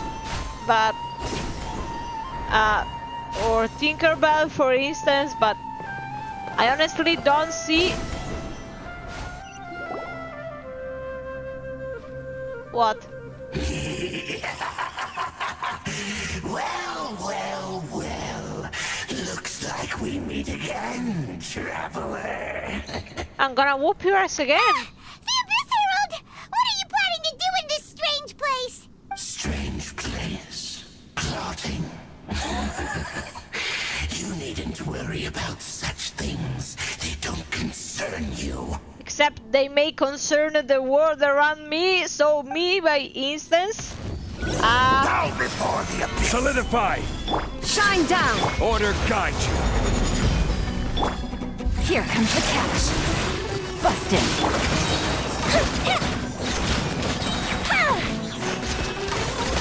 Abyss grants me new life. The end. Gather! Here come the fireworks! Torn to I oblivion! wish I had Ganyu or Ayak on me right now, but I am not doing anything. There is no escape! I don't think that's normal. Did I defeat it too fast? Yeah, I think I did. Huh? Why can't we beat this guy? Oh, Paimon doesn't get it! We faced others like him before! What's wrong this time? An infinite shield, basically. Traveler, though you may have managed to avert countless crises before, your good fortune was bound to end sooner or later. It's time you realize how weak and powerless you really are. Your brother. Oh, pitiful traveler. Are you really so ignorant? Or are you just living in complete denial? Then explain! His Highness has long since forsaken you. Your meager existence in his eyes is that of an annoying bug, only to be stepped upon. Yeah, I mean, I'm pretty sure the twin would never behave like that. I mean, would he really abandon his sister? Just because he knows more? The bonds of love and family which drive you to find your sibling are utterly gone. Your journey is meaningless. If I would like to have a word with you. But don't you fret now. Today will be your last. Now die! No, you die.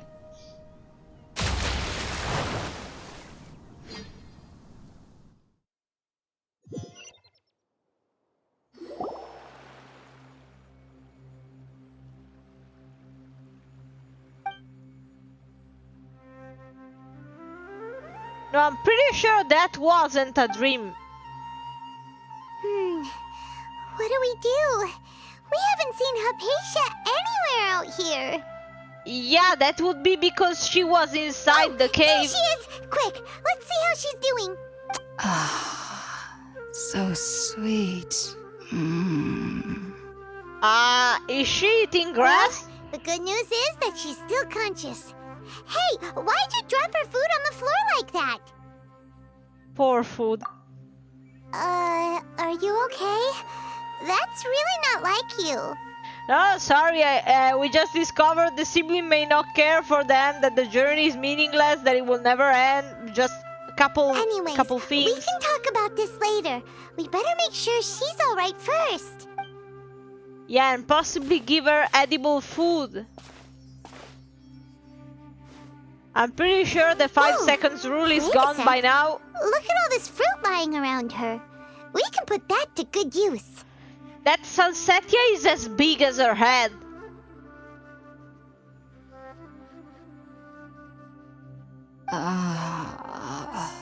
Who's there? Tainari, is that you? I mean, unless Tainari slays, I don't think he's... Huh?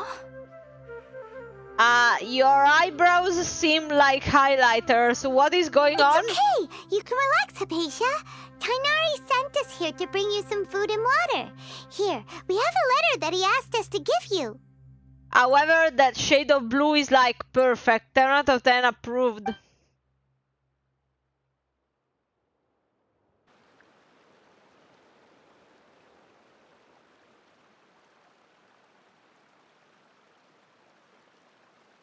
Yes, it's a dream catcher. So, you're friends of Tainari. I apologize for all the trouble I've caused you.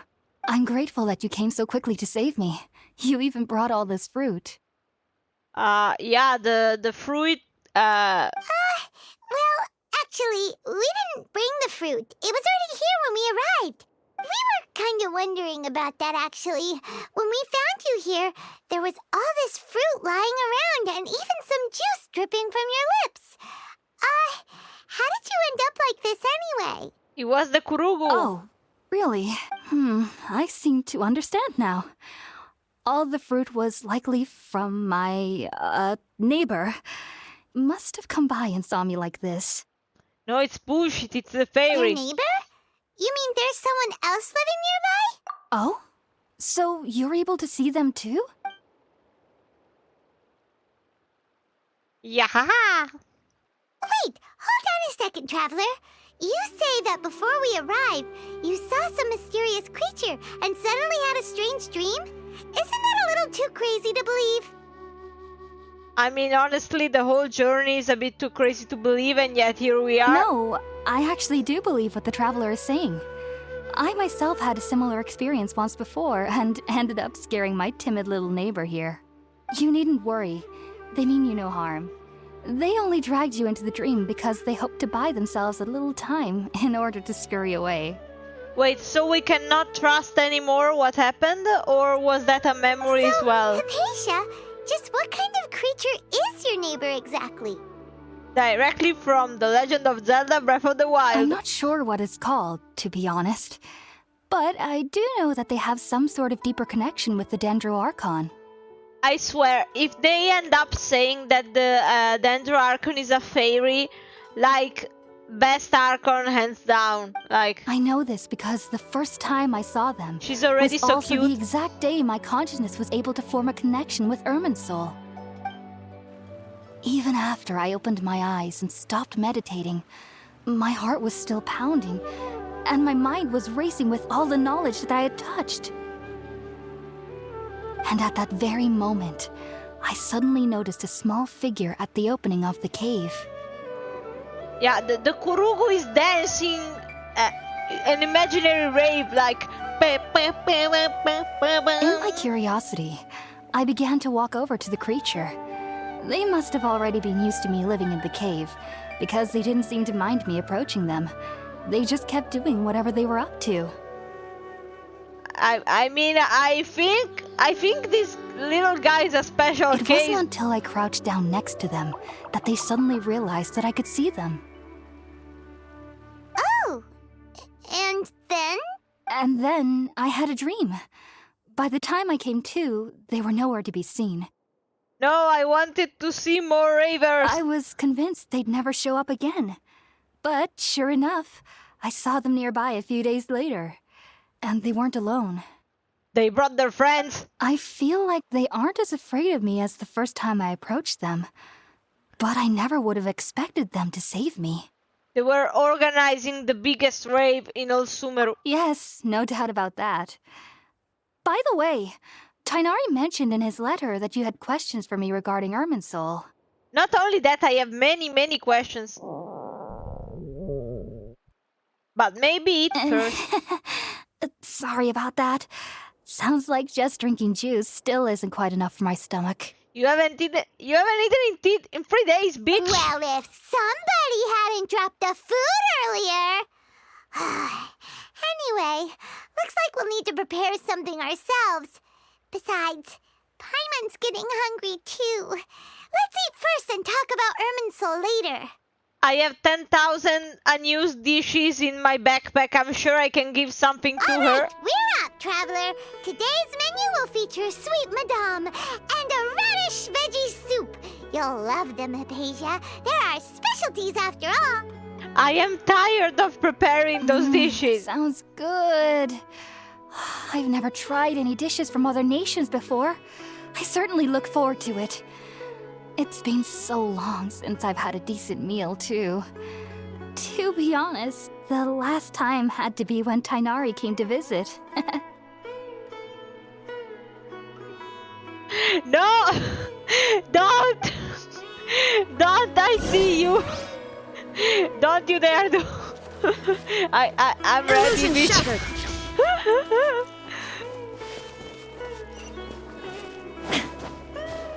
But first...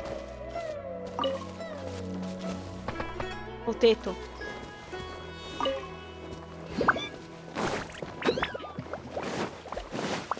How am I supposed to cook? Okay.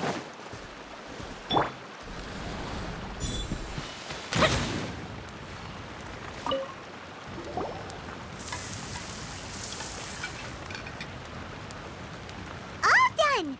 Let's use the empty box that Tainari gave us since we already watched it. We set fire to the forest. Oh, it smells amazing. And the box is a nice touch too. Let's go serve this up and start eating with Hypatia. There is also extra spice coming from the burned grass all around the cooking pot. But that is something...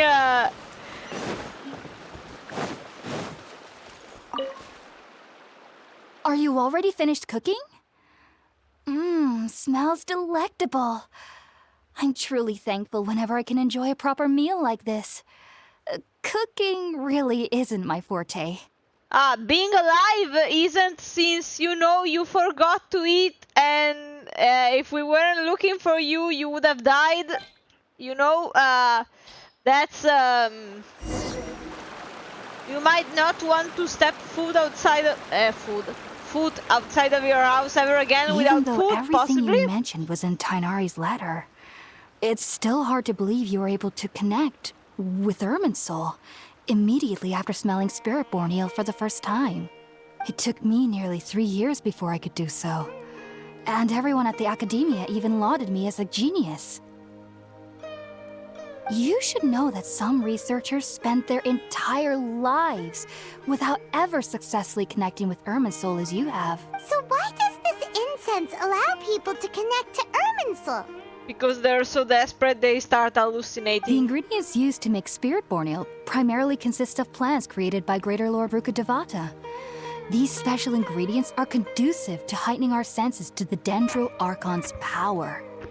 So basically, you are in such a miserable condition that the Dendro Archon takes pity of you and lets you see something. Since the root of the Dendro Archon's power lies within Irminsul, we can occasionally tap into her powers to peer into the depths of the earth. I understand, but I don't agree. Naturally.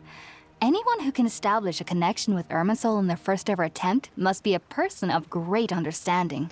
Excellent understanding, 10 out of 10 would recommend. Makes sense. But Paimon's got a question. Why was she sensitive to the smell of those plants for such a long time? That was primarily due to her body's unique constitution. Stimulated by the incense, she could perceive the Dendro Archon's power and experience the sensory overload, hence the adverse reactions. Taking in any scent similar to the ingredients of Spiritborn Ale would cause adverse effects. Not to worry, though. It appears you've already fully recovered. Technically, your body should still be sensitive to the powers of the Dendro Archon. But unless you're using intentional meditation techniques, the scent of Spiritborn Ale should no longer trigger such reactions. We're technically using the power of the Archon ourselves, so it might be a problem. Well, that's a relief. I must admit, I am quite envious of your abilities. Even if it meant suffering from pounding headaches for the rest of my life, I'd consider it worthwhile so long as I could connect with Irminsul at will. I wouldn't say it was at will, since she wasn't aware of what was going on, but... Whoa! You're really serious about this whole thing, aren't you? I am a researcher after all. Yeah, you would have literally died to connect to that tree, so... Okay, I will try to explain, okay? So basically... we found her when she first entered the cave. She was still walking and all. And basically, at the researcher base, basically they told us that she was undergoing training, okay? And she ignored us at the start because she couldn't communicate with anybody. But still, since we were lost, we went ahead and tried asking her for directions. But before we could even approach, basically, Lumine inhaled the powders or whatever that thing is, okay? And basically, she saw this kind of Yggdrasil-like tree, okay? And basically, that's apparently a very rare thing. Some spend their lives without ever managing to even see that tree, and we did accidentally, so that means we are special in a way, okay? But the suspicious thing is that apparently that tree contains all of the knowledge in Teyvat. And it showed us memories, except we never saw the tree, you know? So how can those have been memories if we were never there? You know, something is fishy. As a member of the Ritaoist Darshan at the Academia, my main area of research is the stars and their connection to the fate of living beings. But there is still so much we don't know, especially regarding the mysteries that lie in the starry skies. Yeah, in short, yes.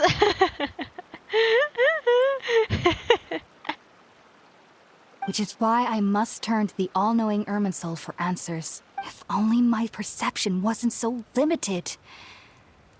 Unfortunately, I cannot guarantee that my every attempt to attune with Irminsul will be successful, or that doing so will leave my consciousness intact. Yeah, because you're... Thank you, microphone, for dying on me again. Yeah, that's because you keep sniffing weird shit. I am currently in the stage of training known as Satyavada Life. Many researchers in Satyavada Sumeru Life have is the lost new their tag minds life. while seeking to attune with Irminsul during this stage. Sages have said that Irminsul contains divine knowledge, and touching such knowledge without the proper preparations and abilities will only lead to one's mind caving in on itself. Great, now we are clinically insane. That's why we meditate alone. We need to ensure that our minds will be calm while minimizing the possibility of involving anyone else. Her eyebrows are so distracting, please help me. Whoa! So knowledge from Irminsul can be super dangerous. Aren't you afraid of the risk, Hypatia? Of course I do. Especially during nights that are pitch black with no moonlight, and dead silent without even the sound of insects. No! However, I've been feeling better as of late. I don't get as scared anymore knowing that I have a little neighbor living nearby. Yeah, you have a little dancer. I believe that being able to see them is a sort of blessing from the Dendro Archon. eye bleach, basically. But what's strangest of all is that they're clearly an envoy of the god of wisdom herself. And they have the curious power to make people dream. I mean, I would worry a bit considering what they made us saw. What's so strange about that? It doesn't sound so out of place for a divine being, does it? Well, it's strange because nearly nobody in Sumeru can ever dream. Oh, is that true? Yes, well, to an extent. Only children can dream in Sumeru. Adults, however, never do. The sages say that wisdom implies rationality, but that which occurs in dreams is often neither rational nor logical. Yes, if one struggles with anxieties, those emotions could influence their dreams. The fact that the people of Sumeru do not have dreams is seen as a blessing by the sages. They believe that Greater Lord Rukkhadevata, the god of wisdom, is keeping us away from the foolish delusions you encounter in your sleep. It's a weird plant. No, there actually is a Dendroarchon, that I'm sure of. I was born into a family of scholars in Sumeru City. Ever since I was a child, my parents would always tell me that I'll know I've grown up once I stop dreaming. Okay, wait, I should be closing the door to avoid extra noises. Give me a second.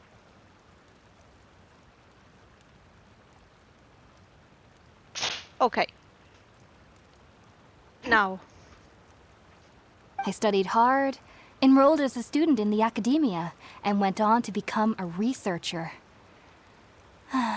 Sure enough, I never dreamed again.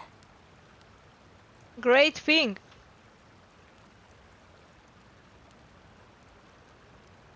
Okay. No, it's not that. But you know, since I don't live alone, I don't want the stream to be bothered by people chatting. But then, on the day I scared the little Aranara, I suddenly saw a dream again. It was incredible. Though I don't exactly remember what I saw, I clearly recall the feeling. I suddenly felt like I was a child again. Back then, I was foolish and ignorant as any youth would be, but I was free of fear. Maybe dreaming isn't as bad as we've made it out to be. Why would it be in the first place? Just be sure not to speak of this if you travel to Sumeru City. They'll look at you as if you've lost your mind. Excellent. So, do you have any thoughts about the things she saw when she connected with Irminsul? Sorry. I'm afraid I don't have any answers as of now. All I can say is that what you saw is a memory contained within Irminsul itself. Why would they want to try that? World forget me. What could that possibly mean? No, yeah. Basically, there was this this sentence spoken by a girl, whose voice I did not recognize, and it said like, "I'm sorry, world, forget me." If only I could ascend past Satyavada life and begin Paripurna life. I might have some more answers for you. If you two are ever in the area again, please be sure to come and see me. There's no need to be thanking me. You two are my saviors. Besides, I'm already looking forward to tasting some more of your cooking.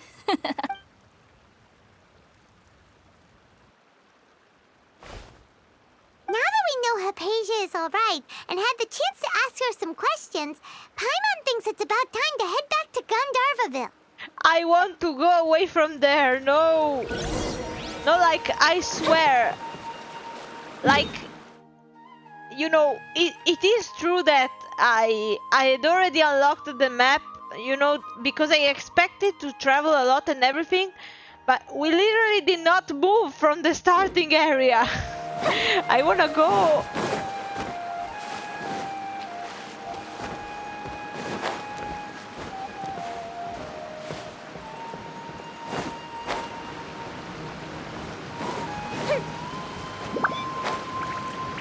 Oh wait, maybe I have a teleporter there? Yeah, I mean, it is closer anyway. And I also want to go back to the other team with the healer. Okay.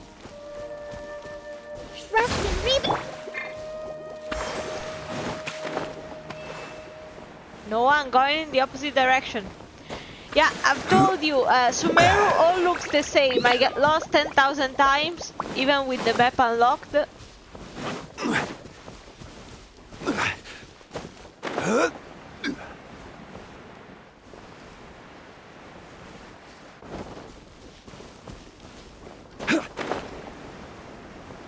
Okay. Yeah, this is basically the base of the forest rangers. I really hope we are gonna say bye to them because I want to go. No, think about it, Tighnari. Refusing to join is tantamount to burying your head in the sand. I understand that you're a forest watcher and that it's your duty to combat the effects of withering zones. But isn't it evident that such work is not a lasting solution to the problem? The withering zones are basically the same thing. I don't think. No, please, don't jinx it like that.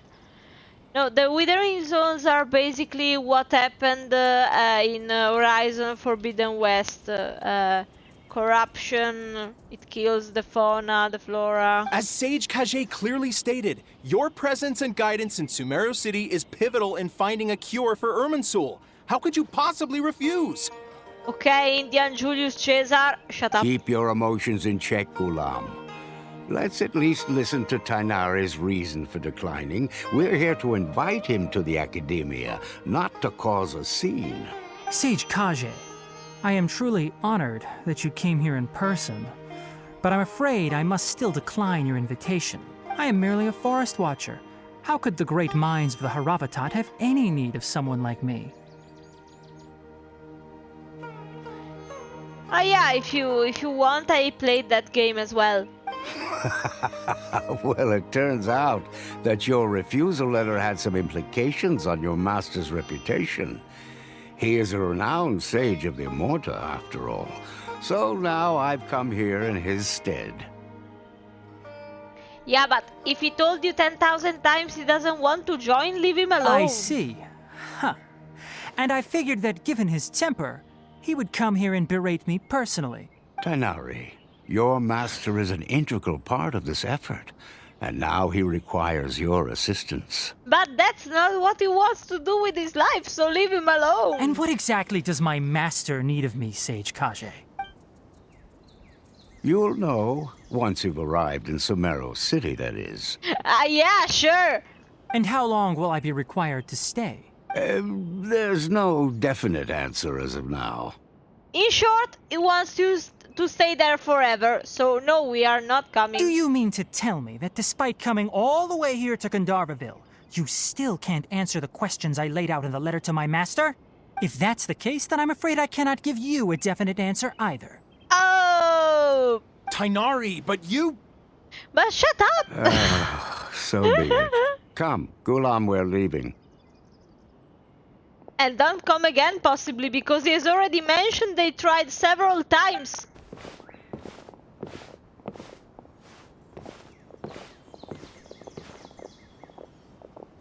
I already despise them. Tighnari, what was that all about? It's nothing. Some people from the Academia wanted me to go to Sumeru City to assist them with a project, but I had to refuse on account of all my responsibilities here. But all that can wait. How did things go with Hypatia? It was quite the eventful trip, but the main thing is that she's safe and sound. She answered a bunch of questions for us, too. Very good. Now that the traveler has made a full recovery, there shouldn't be any reason for you to tarry here longer. I assume you will be heading to Sumeru City, correct? That's right! We want to meet Lesser Lord Kusanali and ask her for advice. Do you have any idea on how we can find her? Sorry. I'm afraid I don't have any advice for you there. Well, do you at least know anyone we can try asking in Sumeru City? Let me think.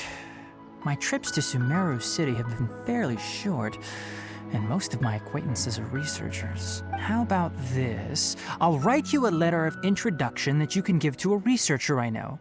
He's from the Immorta Darshan and is adept at gathering information. Asking him might prove worthwhile. Then let's Also, go. when you enter Sumeru City, you'll probably end up receiving something like this item here. I'm not sure if it will ever come in handy for you, but maybe you can give it a try.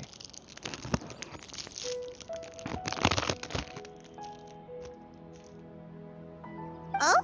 What is it? It's called an Akasha Terminal.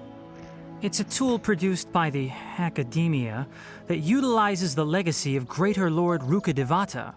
Some say that this very item is the basis of Sumeru's reputation as the City of Wisdom. Needless to say, this device and its usage fall under the Academia's expertise, so I'll leave it to them to show you how to use it. Great! Next up, Sumeru City! But wait, before that... Sorry if I mushed on some food, but as I said at the start, I'm dealing from time to time with complications from long COVID.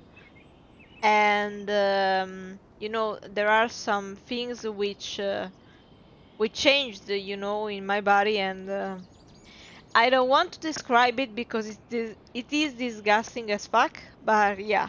That's right! Tainari, we have something important to say to Kale before we leave.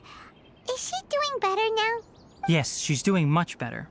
After being confined to her bed all this time, I thought a little walk would do her some good. Last I saw her, she was taking the path towards the North Crossing. Animal Crossing! She knew you two would be leaving soon, so she must have wanted to see you off. Thanks, Tainari.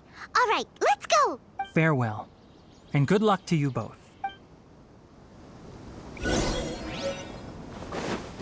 Okay, let's go. No! Oh. Geodaddy to the rescue, always. I've been waiting for you two.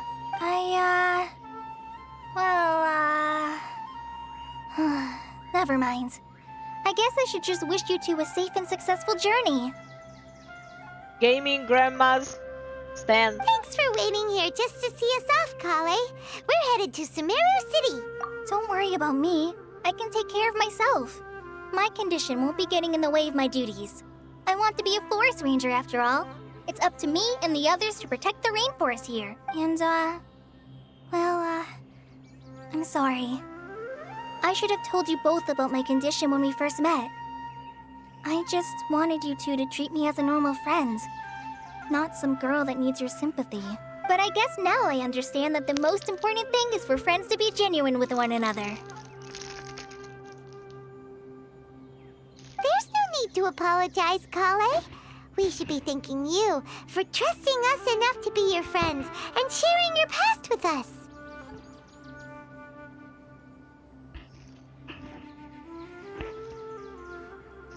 A second.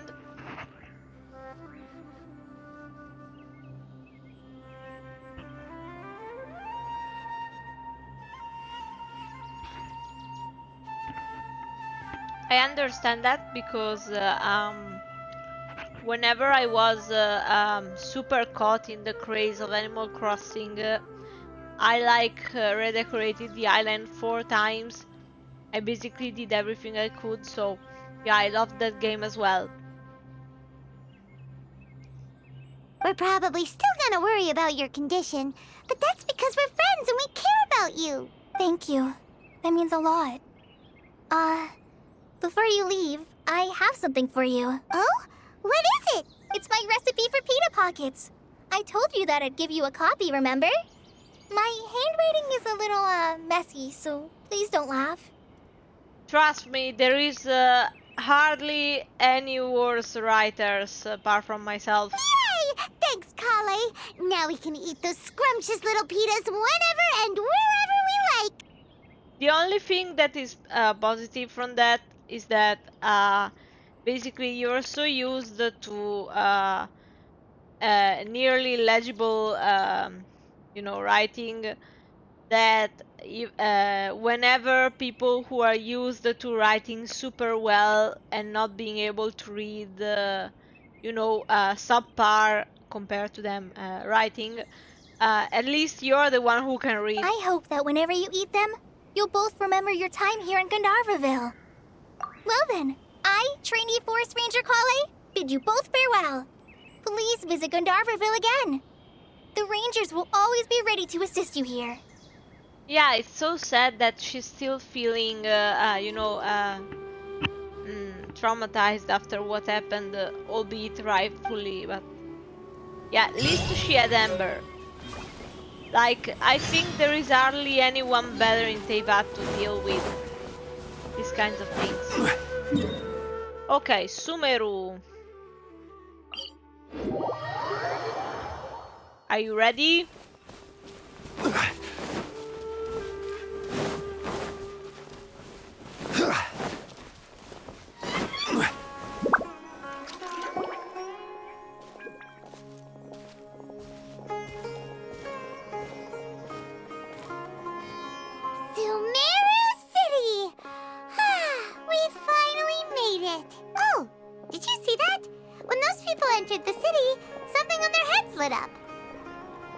Yeah, basically it's like the Ogma from Sword Art Online. One moment, please, you two. It appears this is your first time visiting Sumeru City. Oh, yeah, that's right. But how did you know that? Yeah, that's a positive. I can finally roam around. Because there's currently no information on either of you in the Akasha. But no need to worry, that won't prevent you from entering the city. In fact, the Academia conveniently provides each traveler to Sumeru City with a device.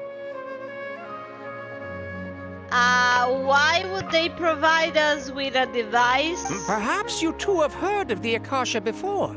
It's our beloved Greater Lord Rukkhadevata's lasting legacy, a treasure trove of collected knowledge. Is he talking about the Akasha registers?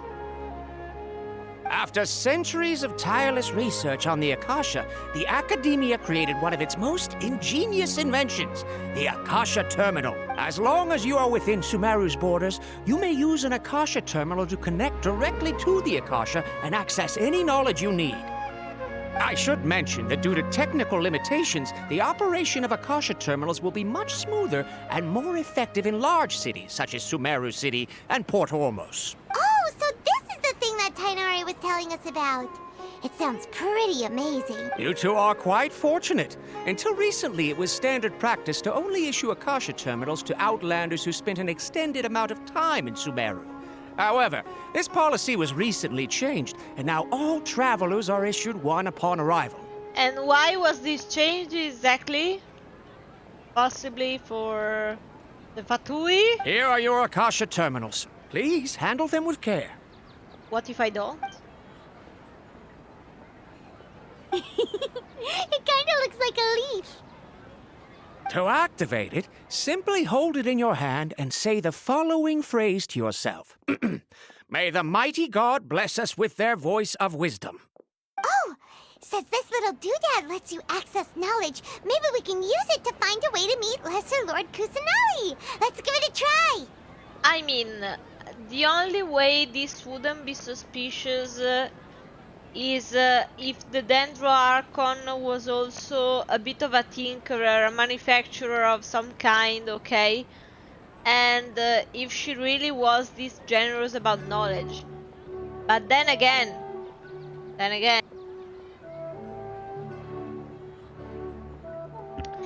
the Fatui are known to meddle, you know, in every nation's affairs. And that looks like something they would use. You know, I'm trying to think about Sword Art Online right now because you know, it really reminds me way too much about the possibilities of this device, because it basically was a sort of augmented reality device, okay? Which seemed like something innocent and innovative, okay? But its real purpose was that of collecting the memories from the users to reconstruct the identity of a character who died, okay? And basically the people whose knowledge was extracted about the events, okay, of the main series had sort of huge amnesias, okay? Yeah, so I think if the purpose of this device is something similar, we should worry. May the mighty God bless us with their voice of wisdom.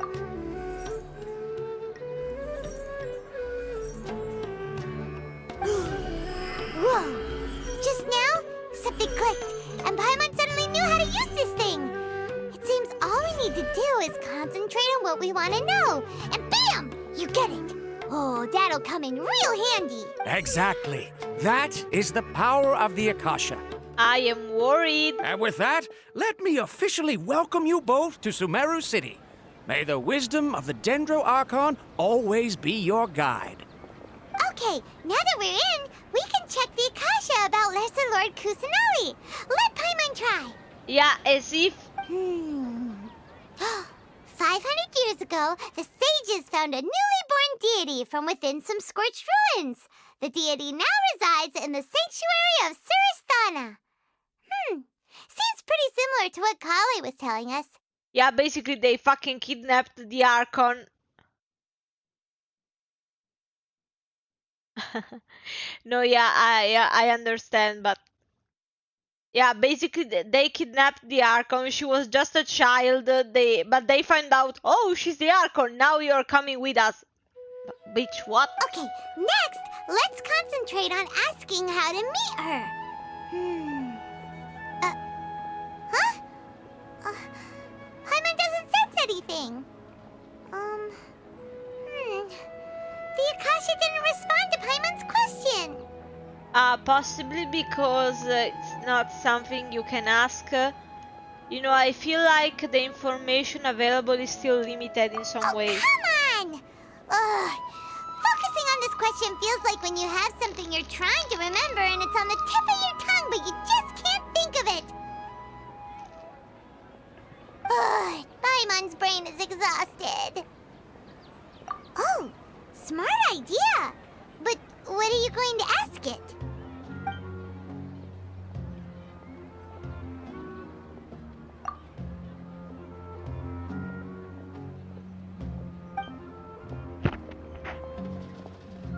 Okay.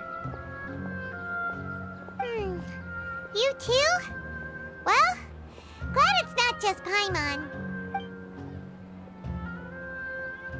Yeah, you know, I actually played all of the Sword Art Online games. The only one which I never finished was Hollow Realization, because I would get lost in the second DLC. And not only that, but the grinding required was so intense that I ended up being a level 85 against a level 125 boss. The AI of your companions was shitty and they kept dying, so then you would die as well. And yeah, that's why I gave up on the game. Licorice, I think they kinda made things better, but I still feel like it was a bit full of objectives you had to follow, okay? And apart from that, I was really turned off by you know, the old motion capture technology they used. Like, it was really annoying to look at, in my opinion.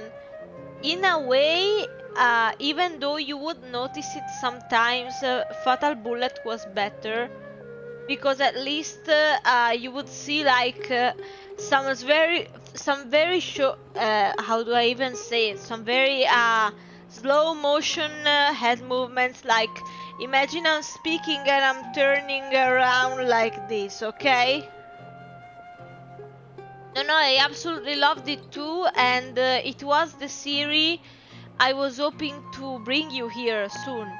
But yeah, what I was trying to say was the movement that you can see was animated on purpose like that. Yeah, that's annoying in my opinion. Like, I want smooth, more realistic movements, you know?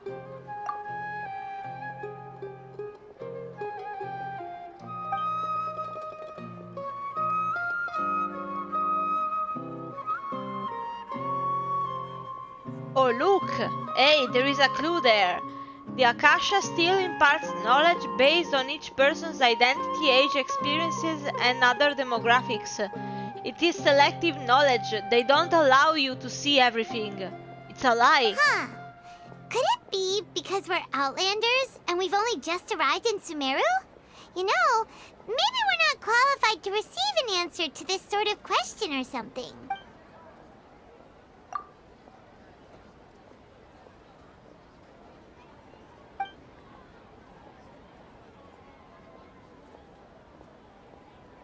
Uh-oh. Paimon's getting all teary-eyed all of a sudden. It feels like the people of Sumeru really missed their Archon. Well, seems no matter which way we try, we can't find anything that'll lead us to Lesser Lord Kusanali. Guess our only choice now is to try meeting with the researcher that Tainari recommended. If I had to give you a ranking of my favorites, Fatal Bullet would be number 1. Then I really like the how do you call it? Hollow Fragment, because you know, it was a very interesting what if. Basically, what would happen if the characters got stuck and had to complete every floor of Aincrad, okay? So that was a very interesting plot point in my opinion. Then yeah, the game was older and all of the downsides which carry along with it, but I found the story to be more interesting in my opinion. Then I cannot say whether I like Realization or Licorice more. Again, because I was a bit bothered by a bit the lack of freedom of Licorice. Yeah, it surely was a better installment of the series. But yeah, basically, Realization was too dispersive. You had no idea what to do. I feel like Licorice was the opposite. You had to follow very, very linearly, and you could not stray away from the path. Like, I feel like Fragment was a bit of a mix of both, if it makes sense, so it was more balanced. But the other two were just complete opposites. And while they had some good points, you know, the maps of Hollow Realization are stunning and everything, I really felt like it was giving me too much space, not enough direction, you know.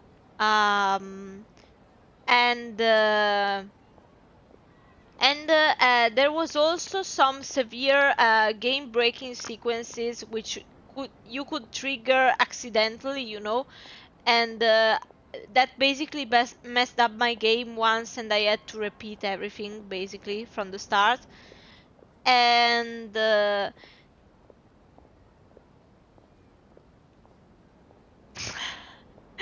no, yeah, Licorice.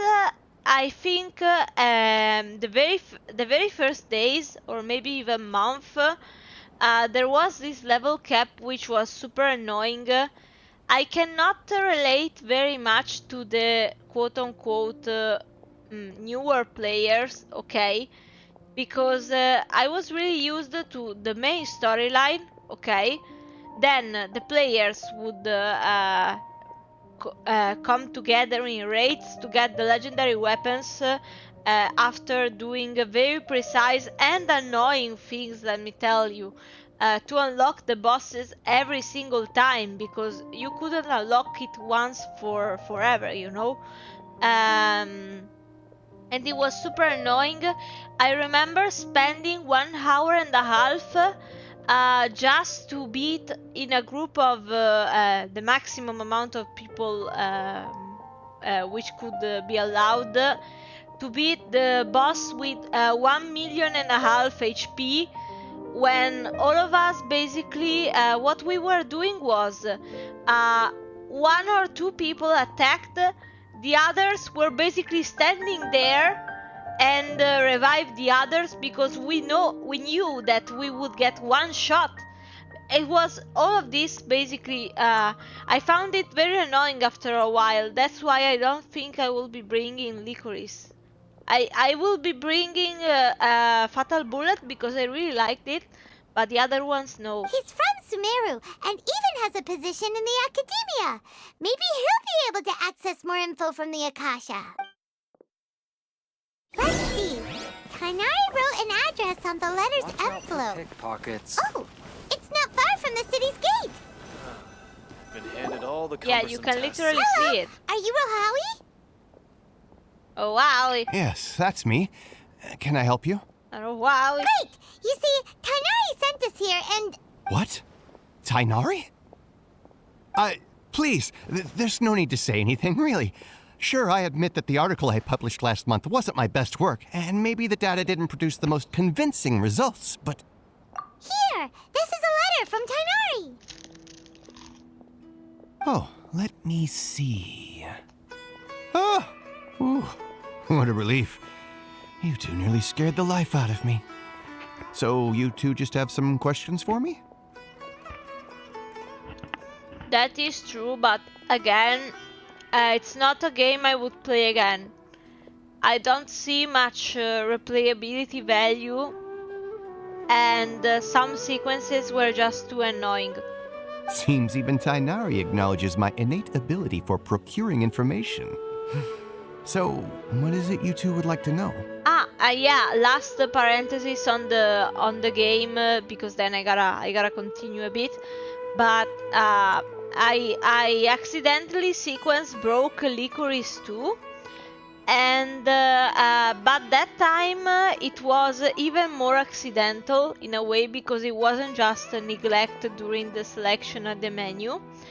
But basically, whenever you would go on co-op, the first month or two of the game, you could join players who were ahead of you in the story, and you would rightfully go unlock the teleport, okay? And basically, that would mean that the game would somehow register that you were ahead in the story, because you were in that point, so you wouldn't be able to go back and actually trigger the cutscenes or move around the map. So it was hell. We want to meet with Lesser Lord Kusanali. Do you know a way we can do that? You mean you want to meet the Dendro Archon herself? Yep. This isn't exactly my area of expertise, but let me see what I can find in the Akasha. Ah, shit. Sorry, the Akasha didn't respond to my query. What? You too? But what about your abilities for getting information and all that? Paimon was sure you'd be able to access more info than we did. Well, as I said, this isn't my area of expertise. I am but a lowly researcher, so the Akasha doesn't see a need for me to know more about the Dendro Archon. Yeah, you can see why this worries me. All I know is that ever since Lesser Lord Kusanali returned to Sumeru, she's never left the Sanctuary of Sorasthana or made a public appearance. Great, we'll go there then. Didn't expect her to be such a mysterious figure. You basically give away her location. Let's go. The Dendro Archon is somewhat of a recluse. Perhaps she just doesn't want to entertain visitors, which would explain the lack of information in the Akasha. Except that she kinda gave us permission back in the archipelago to go and find her, and we're going to. But then what can we do? No need to worry just yet. I'm only hypothesizing here.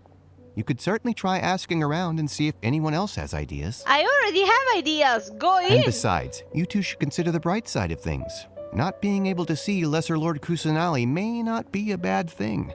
No, it is very much a bad thing. In this world, there will always be information you cannot obtain from the Akasha and things you can never accomplish.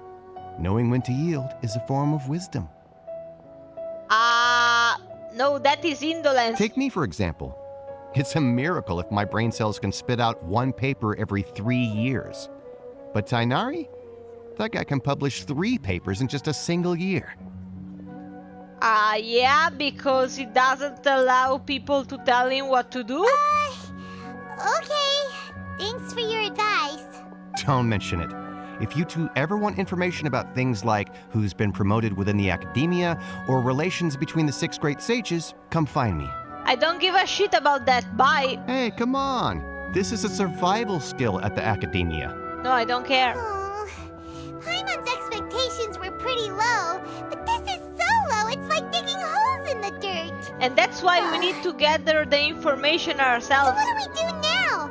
Even if we want to talk to someone, we don't know anybody here. But you already were given enough information. Huh? Like who? Oh, you're right! Catherine! The Adventurers Guild has its own intel network. Let's hurry and find her. He gave away her current location and says she never goes out, so what's the problem? We can just go. Yeah, we'll probably be inquired by the guards, but it's better than wandering off like this, you know? At least we are in the proper place at the proper time. Astra Abyssosk. Hello, Traveler and Paimon. Catherine, we need your help with something. Understood. The Adventurers Guild is always ready to serve you. With what do you require assistance? We want to meet with Lesser Lord Kusanali. Do you know a way we can do that? Actually go to the temple? You two wish to meet with Sumeru's Archon. Understood. Please wait.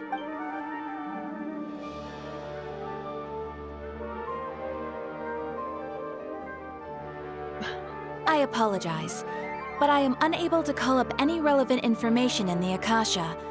I'm also unable to locate any pertinent information in my personal memory.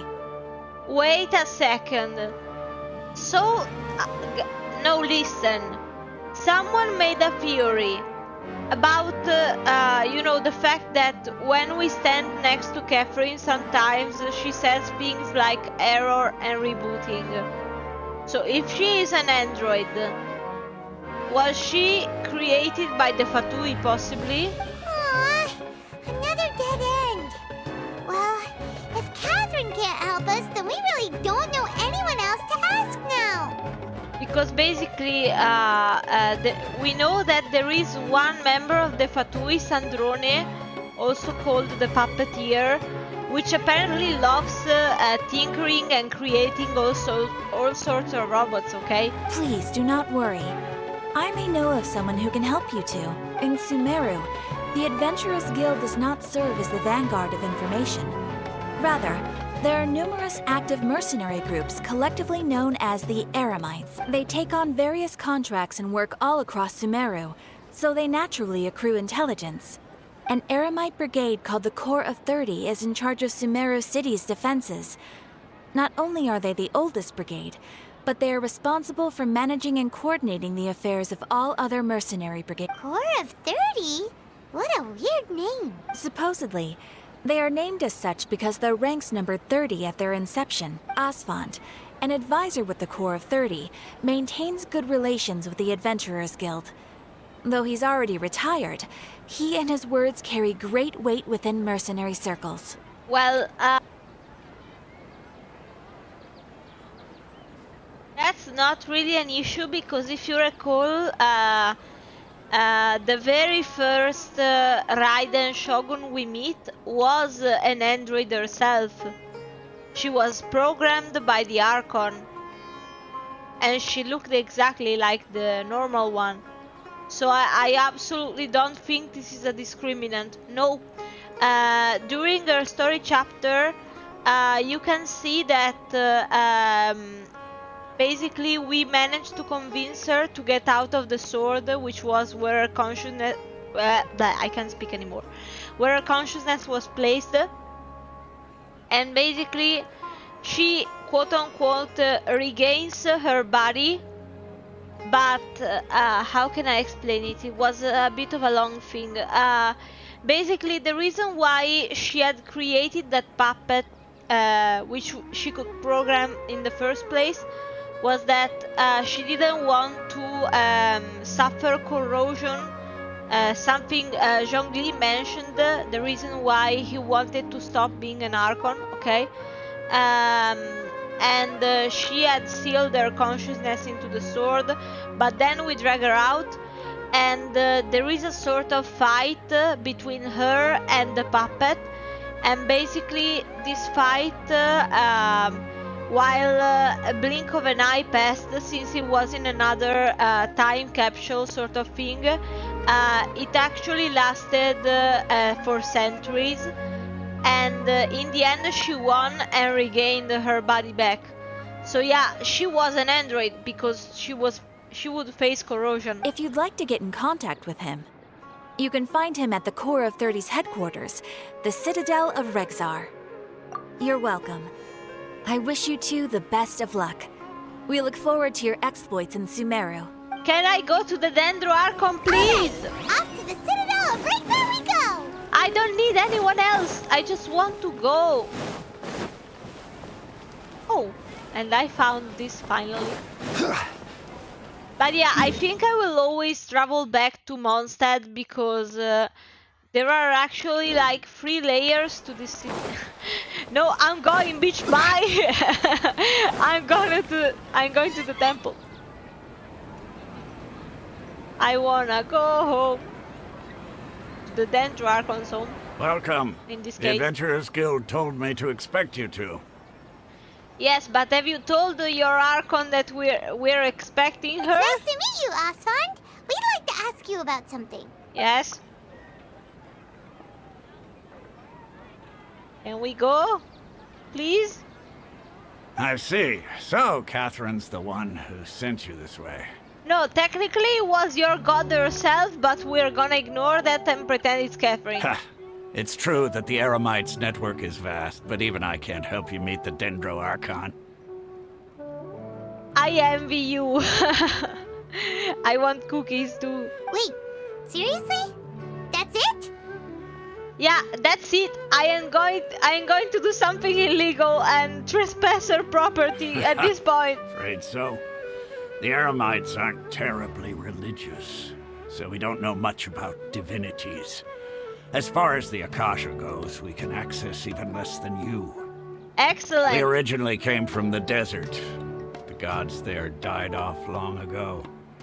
Since those days, we've used our own 2 hands to carve out a living. We don't beg gods for their aid. Independence is great, but I need your god. It isn't just us, though. If you ask me, I think most in Sumeru aren't interested in Lesser Lord Kusanali. So is the majority of the fan base, and yet I want to meet her. Why's that? Just take the Academia, for example. They're the ones who truly rule Sumeru. Although they believe in gods, most of them only care for the late Greater Lord Rugadavada. I'm sure your current god is very happy about that.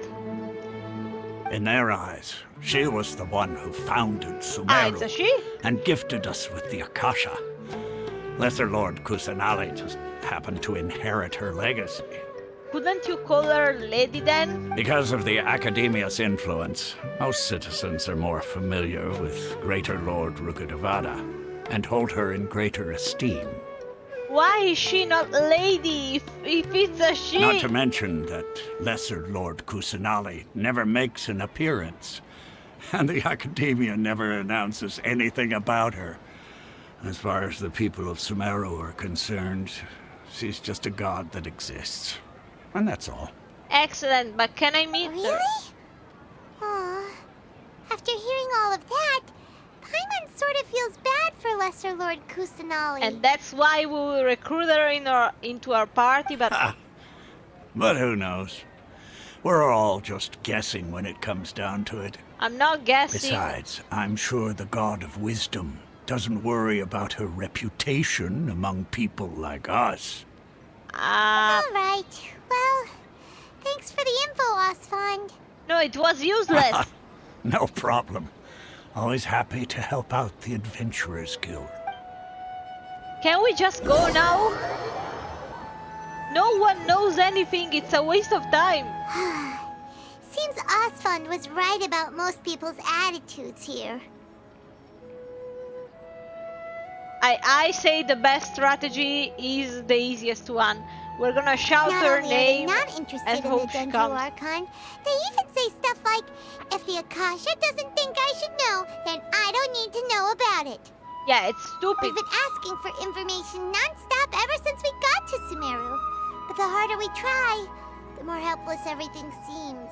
Then can we just go to her house? Isn't there at least one person in this entire city who cares about Lesser Lord Kusanali? Oh, you two are interested in Lesser Lord Kusanali? Huh? Who are you? Hello, lady. From the sound of it, you two are Outlanders who recently arrived here.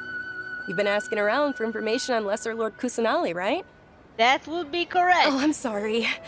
I forgot to introduce myself. I'm Dunyarzad, one of Lesser Lord Kusanali's faithful followers.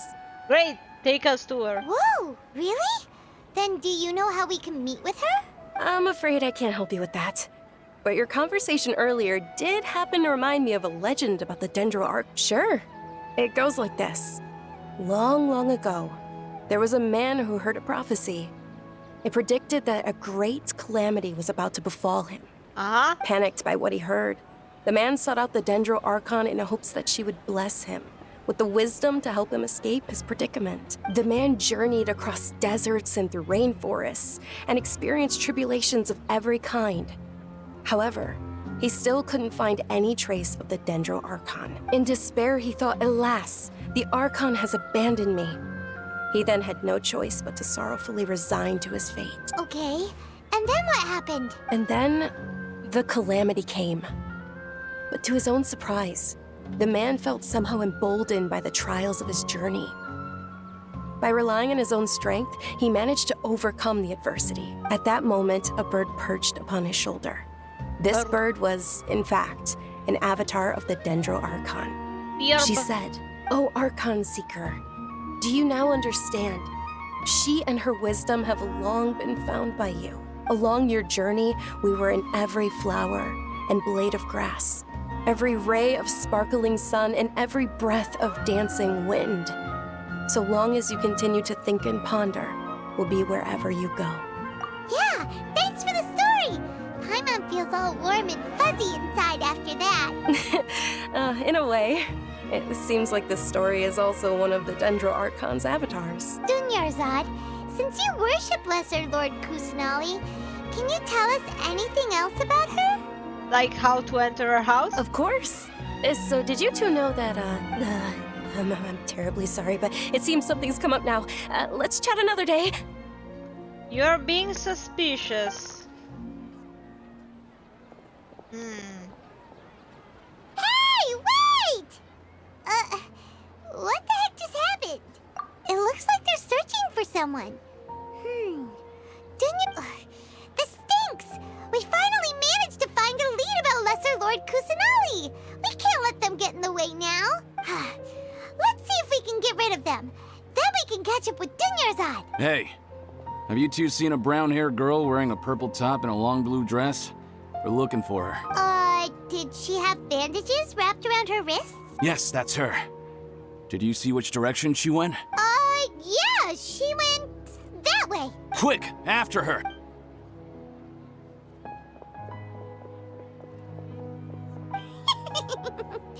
That should keep him busy for a while. Let's hurry and find Dunyarzad.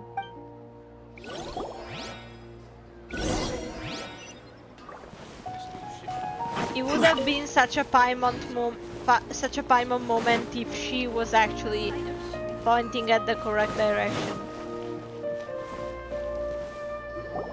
There you are, Dunyarzad. We thought you might have been long gone by now. Oh, it's you two. Oh, you startled me there. You can relax now. We threw those people looking for you off the trail. Really? Thank you so much. Unfortunately, I believe there's still more of them out there looking for me. And why is that the case? Uh-oh. Looks like there's some coming this way. Huh? More of them? Then what are we standing here for? Run! No, wait, my body isn't in the best shape. It's difficult for me to run. Okay, sounds good. There's a tavern on the other side of the port we can go to. They probably wouldn't expect me to hide in a place like that. All right, let's move out. Stay behind us. We'll keep an eye out for anyone looking for you. Okay.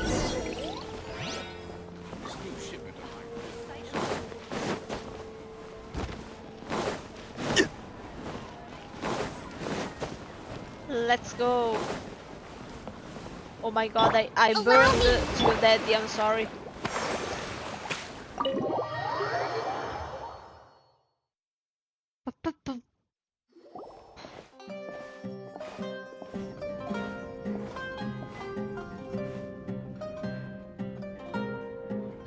We made it.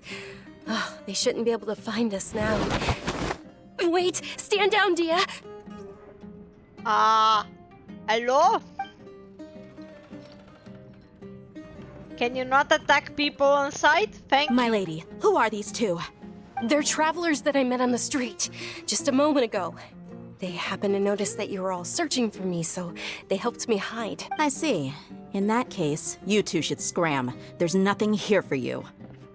She's here for us, so shut up. Wait a sec! Who the heck are you? And why are you shooing us away? I'm Miss Dunyarzad's bodyguard, here to see that she returns home safe and sound. Sorry, lady, but we need her. My lady, let's get going. You've been gone for so long that your parents are worrying themselves sick. And if I refuse to go with you? It'd be easier for the both of us if you cooperated. But if you insist on not going, then I'll have to carry you like a sack of potatoes. No! Focus! Don't be like Kale who drops her the food. Hey! Dunyarzad already said she doesn't want to go back. Why are you still pushing her? I swear, like, so far, the people of Sumeru have been so annoying. Stay out of this. You don't understand the situation. Then explain. Sorry, my lady. Even though I'm your bodyguard, your parents are my employers. I have to answer to them. How much? Wait, what? How much more do I have to pay you to become your employer? So you never listen to my parents ever again. Double? A triple? Give me some time and I'll get that much. My lady, this isn't about Mora. I don't know what you think of us Eremites, but let me say this. I like Mora, but I'll never go against my principles. And she won't go with you, so what are we gonna do? That's why I'm here looking for you. Sure, it's an order from my employer, but my conscience was also telling me it's the right thing to do. Yeah, except she doesn't want to come with you, so... And knowing your health, carelessly running around like this is gonna hurt ya. For the sake of those who love you, don't be stubborn. No, you're wrong. I'm aware of my limits and I know what I'm doing. Honestly, the only people being stubborn right now are my parents.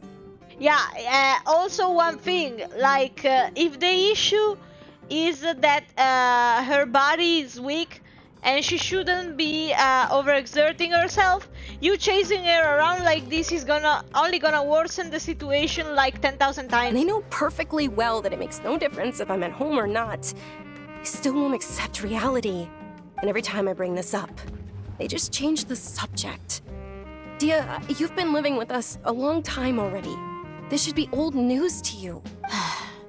Dia, I know it hasn't been easy for Mother and Father, and I'm grateful for everything they've done for me. But there's someone else in this world I'm also grateful to, because she saved me. The love I have for her is the same I have for my parents. This is my life and my last chance. So I want to do something meaningful. My lady, are you sure what you're doing now is meaningful? Yes, I'm sure. At least, it is to me. Fine, I won't ask you to return home anymore. But let me make something very clear. I'm only doing this because I respect your determination, not because I agree with you. Thank you, Dia. Sorry for being so rude just now. My nerves were acting up. And I even brought up your payment in such an offensive way. Not being rude, it's about establishing boundaries. Don't worry about it, my lady. I did say that I like Mora. Besides, that's our next topic of conversation.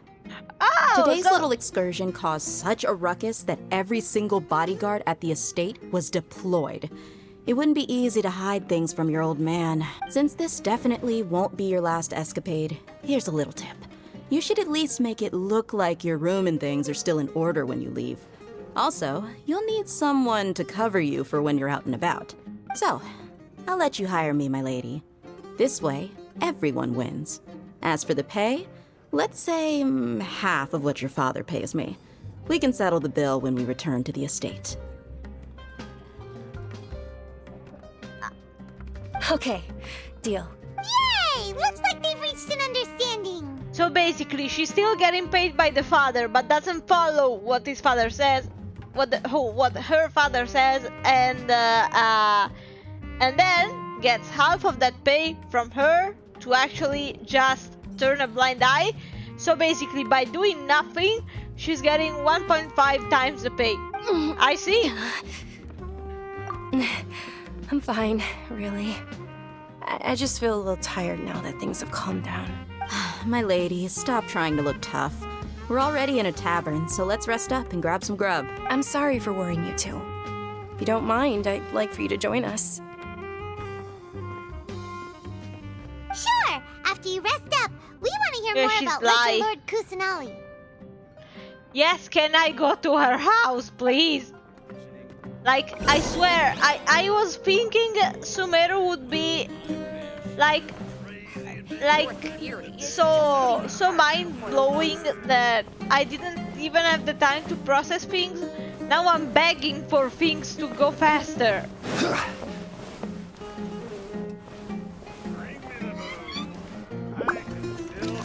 Where do I even go?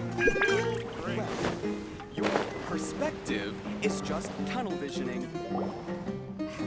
Your theory is just putting the cart Ha! before the Well, if it isn't Dia. Haven't seen you in nearly half a year. Word on the street is that you're a bodyguard for the Homayani family now. Ha! Don't you find that kind of work boring? Nah, you get used to it. How about a menu over here? You got it. Huh? Isn't this little Miss Homayani herself? We don't get to serve personages like you very often. We'll be sure to prepare our very best. Thank you, sir, but there's no need. I don't have a lot of Mora on me, and I really ought to save as much as I can. But please bring these two the best food you have. They're my new friends, so I want to be a good host for them. Wait, we're paying for ourselves now? Aw, Paimon kinda wanted to try something fancy, but we aren't exactly loaded. Guess Paimon will settle for something ordinary. Yeah, especially because you didn't see it, but I kinda started the quest with like only 7,000 Mora, because raising Tignari only made my bank go zongli. How about our coconut charcoal cakes? They're our signature snack, and they run cheap. Look, other customers over there are eating some now. I don't wanna have that. Can I have the burrito or something instead? They look kind of burnt and dry. Paimon will pass. Hey, come on! Paimon has personal preferences too, you know. Dunyarzad, we asked a lot of people when we first arrived, and almost nobody was interested in Lesser Lord Kusanali. Can I ask what the fuck was put on our plate? Like, that is the biggest tomato I've ever... Well, remember when you asked me if I knew how to meet the Dendro Archon? Even though I don't know how, I think I've actually seen her before. Okay, and spill the beans. Really? Yes, it was when I was a child. At the time, my illness had kept me bedridden for the better part of a year. I was stuck inside and couldn't make any friends, and my parents did their best to find treatments for me. But even then, the Akasha didn't have any helpful information. When does it have helpful information? My younger self no longer had any hopes or dreams. One flare-up was so bad that I was in a semi-conscious state for several days. Then one night, I woke up alone in my room. I was terrified. My body was paralyzed. Even if I cried, there was no sound. At that moment, an ethereal voice spoke in my mind. Dunyarzad, don't be scared. You don't have to cry. Dunyarzad, don't be scared. You don't have to cry. Who are you? How do you know my name? How do I explain this? You might not be able to understand, but actually, I know everything about you. Really? Of course.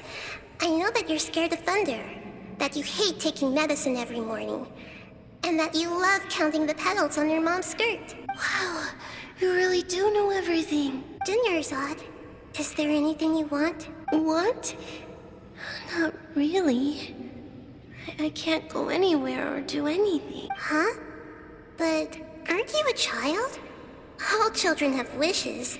Tell me what you want, and maybe I can make it happen. But can you make my illness go away? Oh.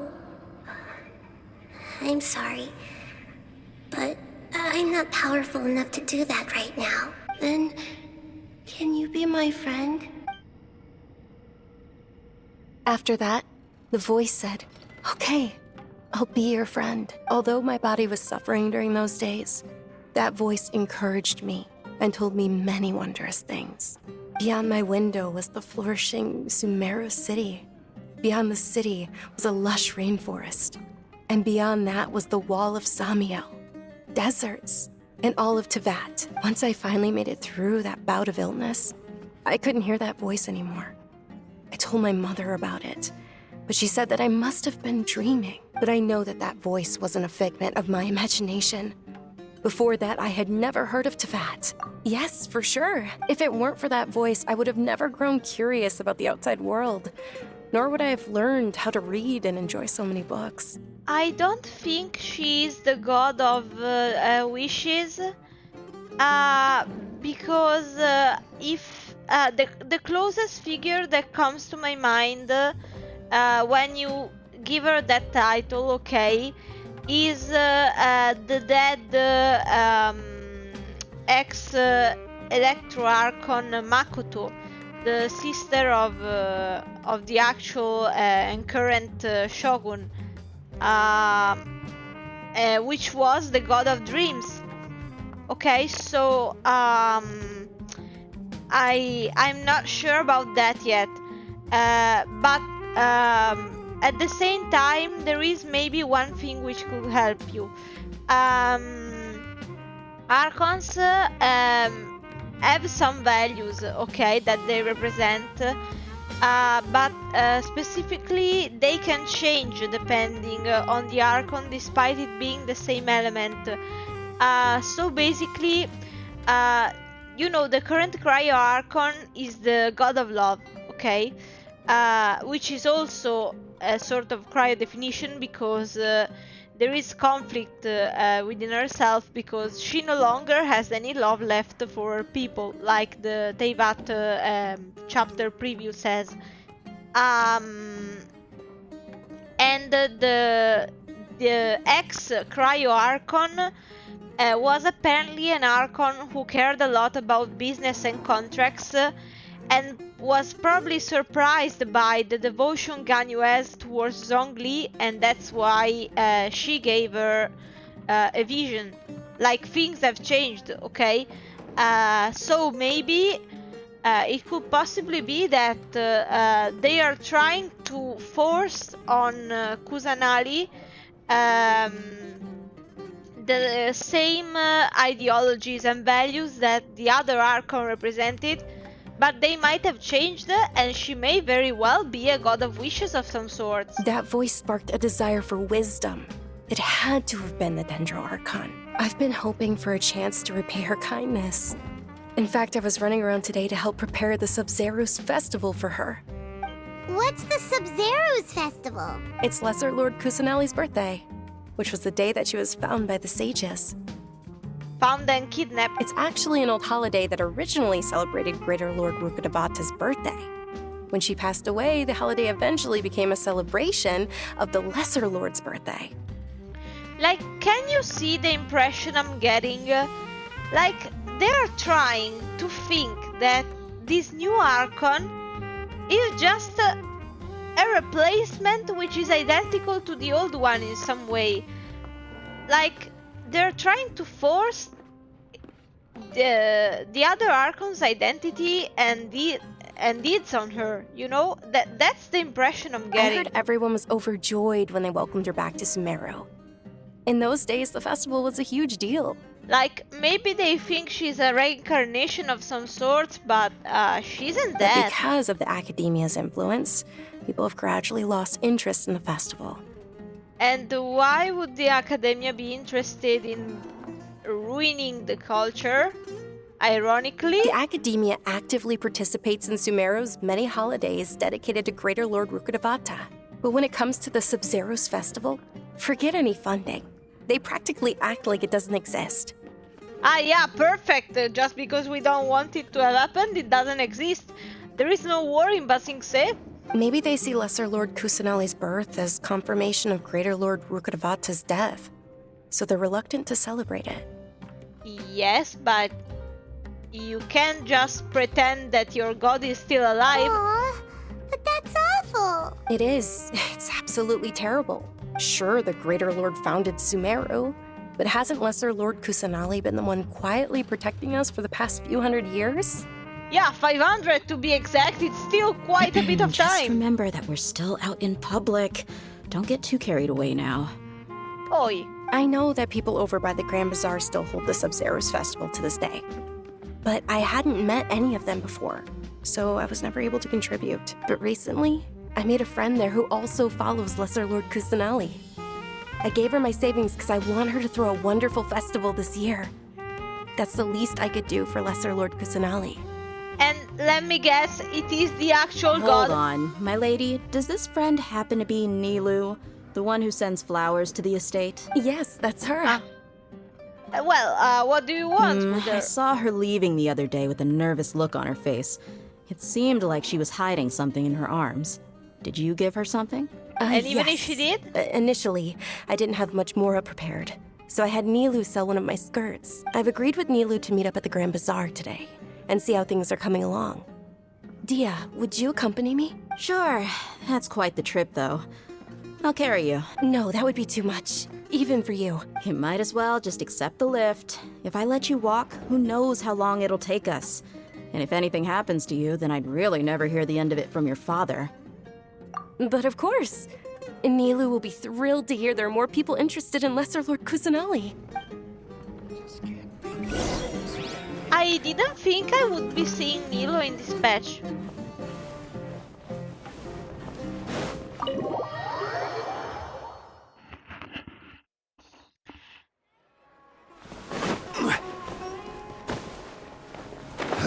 I won't go into details because, you know, it's despite me not being a beta tester, I shouldn't be spreading that information. But apparently, when you look at the big picture, she isn't very strong at all. Like,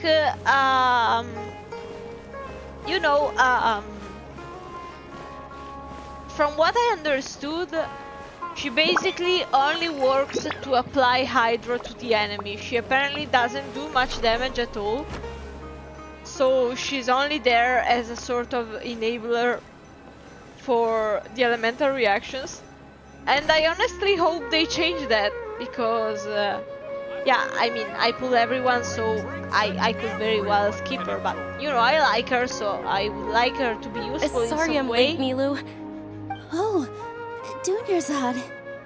It was taking you so long that I assumed you got trapped at home, but you made it in the end. So basically, imagine with very few damage, placing down Kokomi's jellyfish, but it doesn't heal you, and it only gives Hydro to the enemy.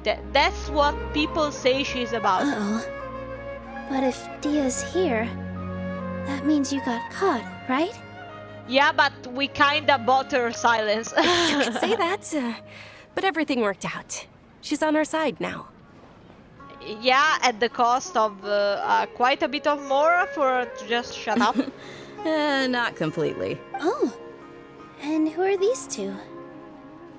The protagonists. Oh, meet the Traveler and Paimon, my two newest friends. They're visitors who just arrived at Sumeru City and are looking for information on Lesser Lord Kusanali. Not only information, we want. So you're followers from another land? That's wonderful. You two absolutely mustn't miss the Sub-Zero's festival. Yes, but I would very much like to meet, you know, your Archon first. By the way, kinda Junior the whole point. We've already started decorating the Grand Bazaar. It looks spectacular, thanks to your generous contribution. Yeah, and it is very pretty, but... You're very welcome. It's the only thing I could do. Do you still have enough Mora? Probably? But don't sweat it. We've already finished renovating the stage. Come on, I'll show you.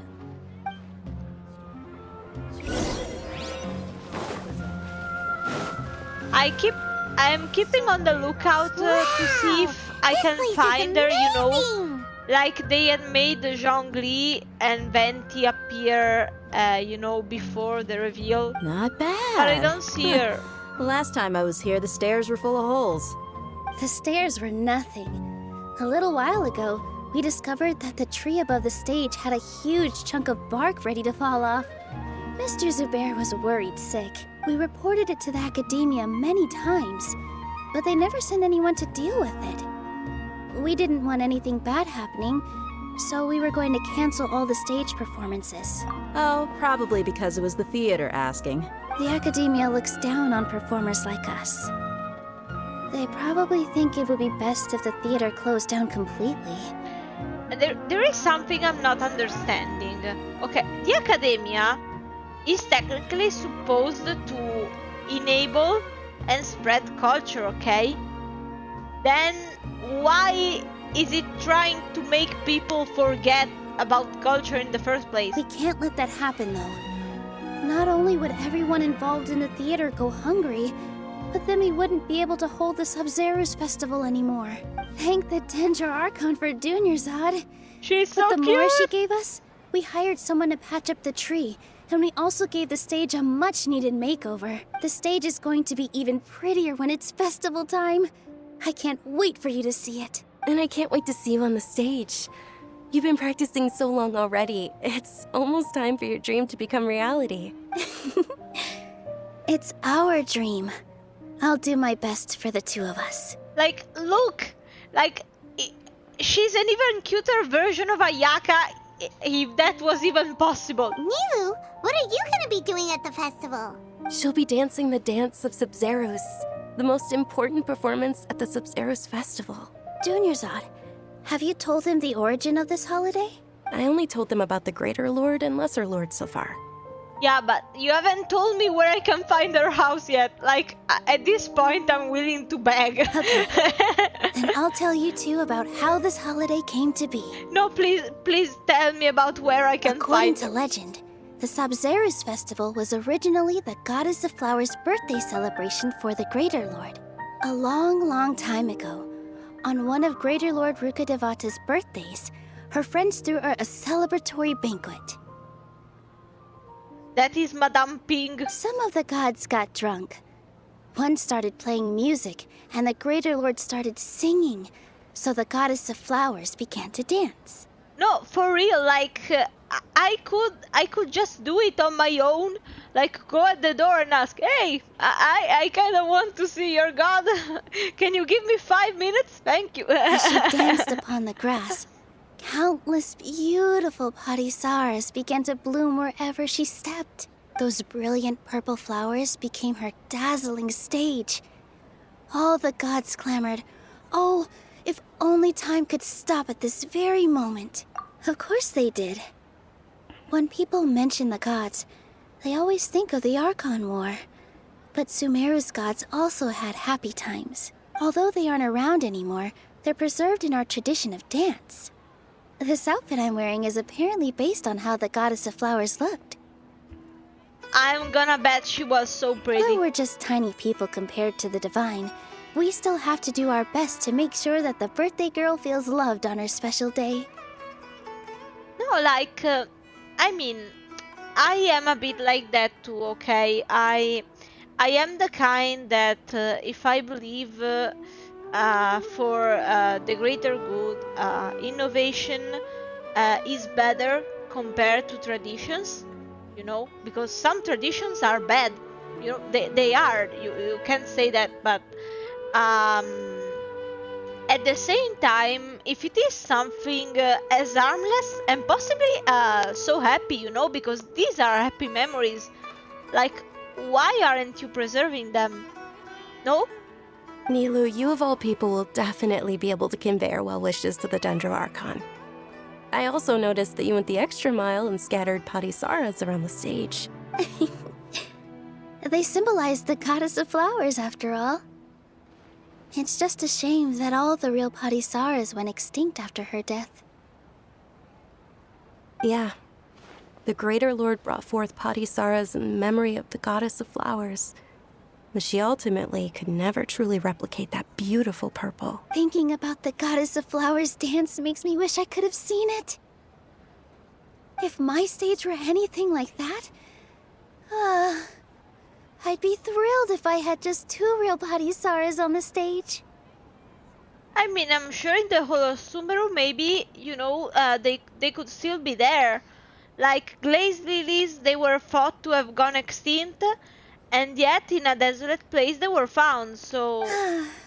So, Traveler and Paimon, what do you think? Interested in the Sabzeruz festival? Sure. Will you two be coming? Yes, but I would like to meet your lord All of first. Lesser Lord Kusanali's followers will be there for her birthday.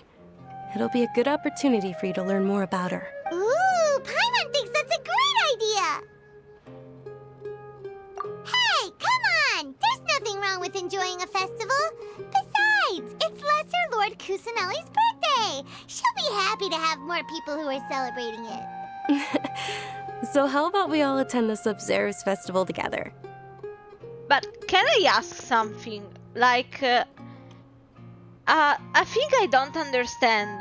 Venti at the start of the game said that he believed to be the weakest Archon because he let people decide if they should worship him or not.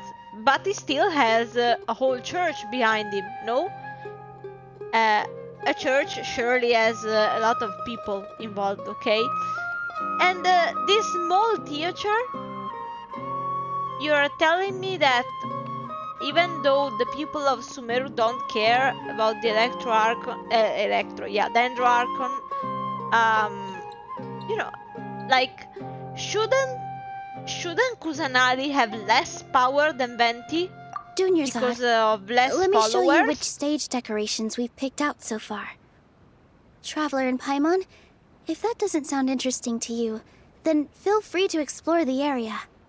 Like, yeah, like, at least the people of Mondstadt, even when they don't believe, they are happy to celebrate the quote-unquote religious rites, you know?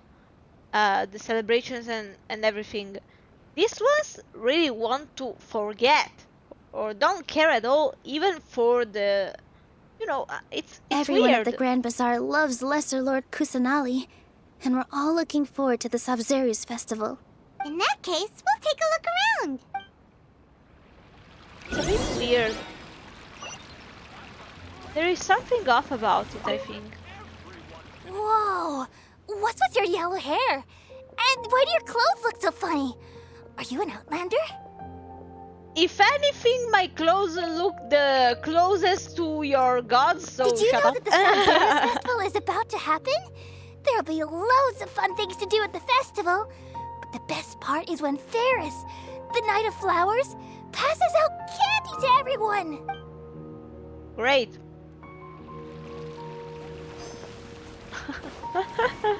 No, it was an innocent comment, don't worry. Ah, dancing at the Sabzeruz festival. You know, I also danced when I was younger. Madame Ping, what are you doing here? As a child, I even asked my grandmother why we performed the dance for the Lesser Lord when it was originally done to honor the Greater Lord. My grandmother said that Greater Lord Rukkhadevata is a beloved deity and honored by all. And Lesser Lord Kusanali is too. If the Goddess of Flowers ever knew Lesser Lord Kusanali, then she would certainly have wished to be her friend and hold celebrations for her too. The Sabzeruz festival has been losing its appeal over the years. That is, until a wealthy benefactor stepped in this year and brought the festival back to life. I heard she forked out a lot of mora to make it all happen. Yup, we know that.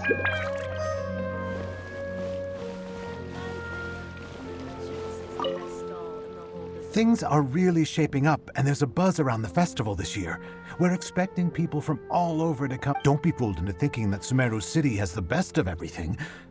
And when it comes to musicians, dancers, or singers, the Grand Bazaar's got the best of the best. Sure. Huh.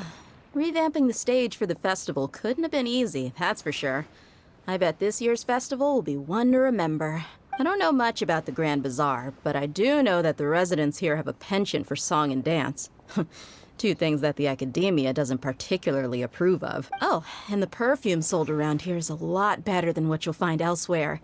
The fragrances are longer lasting and they're gentler on your skin. I mean, that's what I've heard at least. Hey. That's what I've heard. Nilu, your outfit looks amazing. There's also something different about you from when we first met up. What? I thought I'd add a little extra pizzazz to my dress for the festival. See? Maybe that... No, I don't... No, I don't think... Maybe... No. I think it was there already. Wow. Did you sew all that yourself? Uh-huh. Sewing is a fundamental skill for everyone in the theater company because we make all our own costumes. Did you know that Mr. Zubair not only can make costumes, but props too?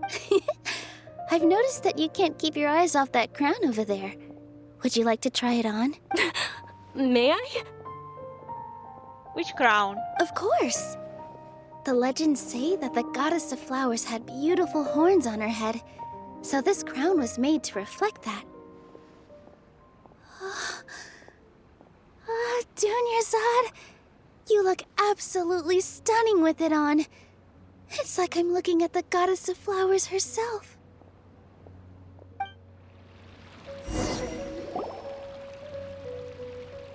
Hey! Is that who Paimon thinks it is? It looks like... Catherine!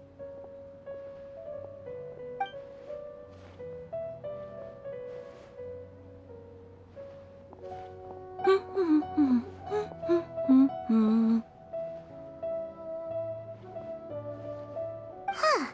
Come to think of it, Paimon's only ever seen her behind the counter at the Adventurers Guild. This is the first time we've ever seen her taking a break. I think she was referring to the crown, which I believe was already on her head, but like they decided to add it, or maybe I don't know. But that's very small crown that I saw.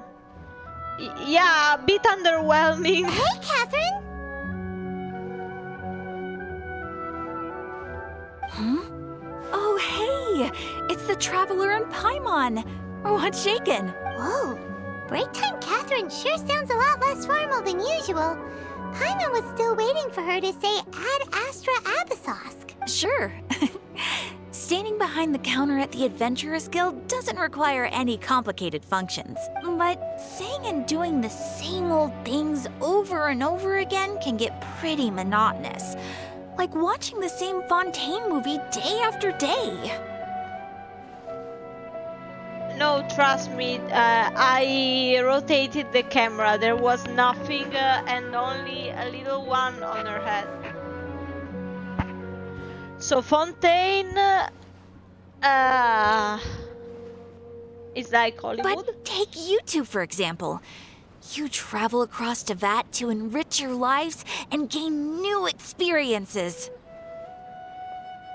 Well, we enjoy traveling across Tevat and all that, but we're mainly looking for clues about her brother. Yes, you should keep searching. Sometimes the answers we're looking for aren't necessarily at our intended destination. Instead, they're found along the way. Huh. Haven't we heard heard someone say something pretty similar recently. Anyways, what brings you out here, Catherine?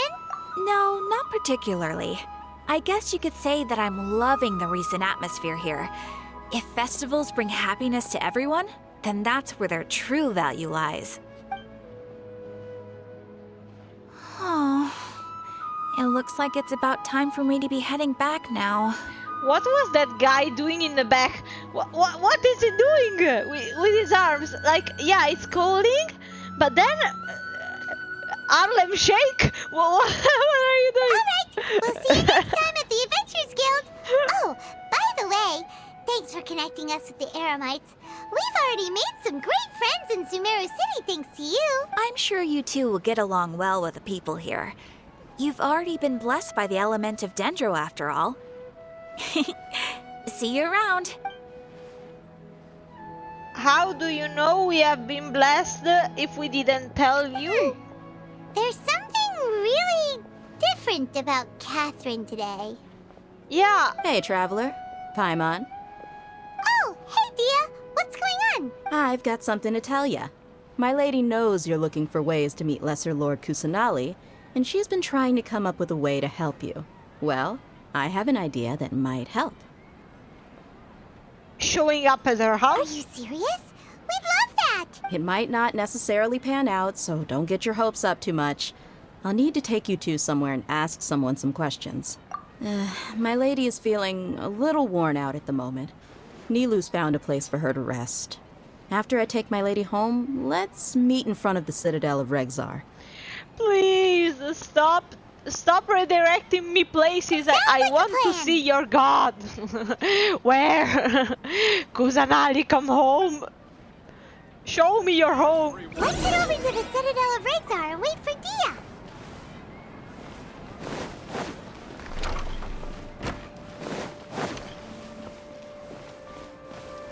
Like, for real, tell me, how long has it been?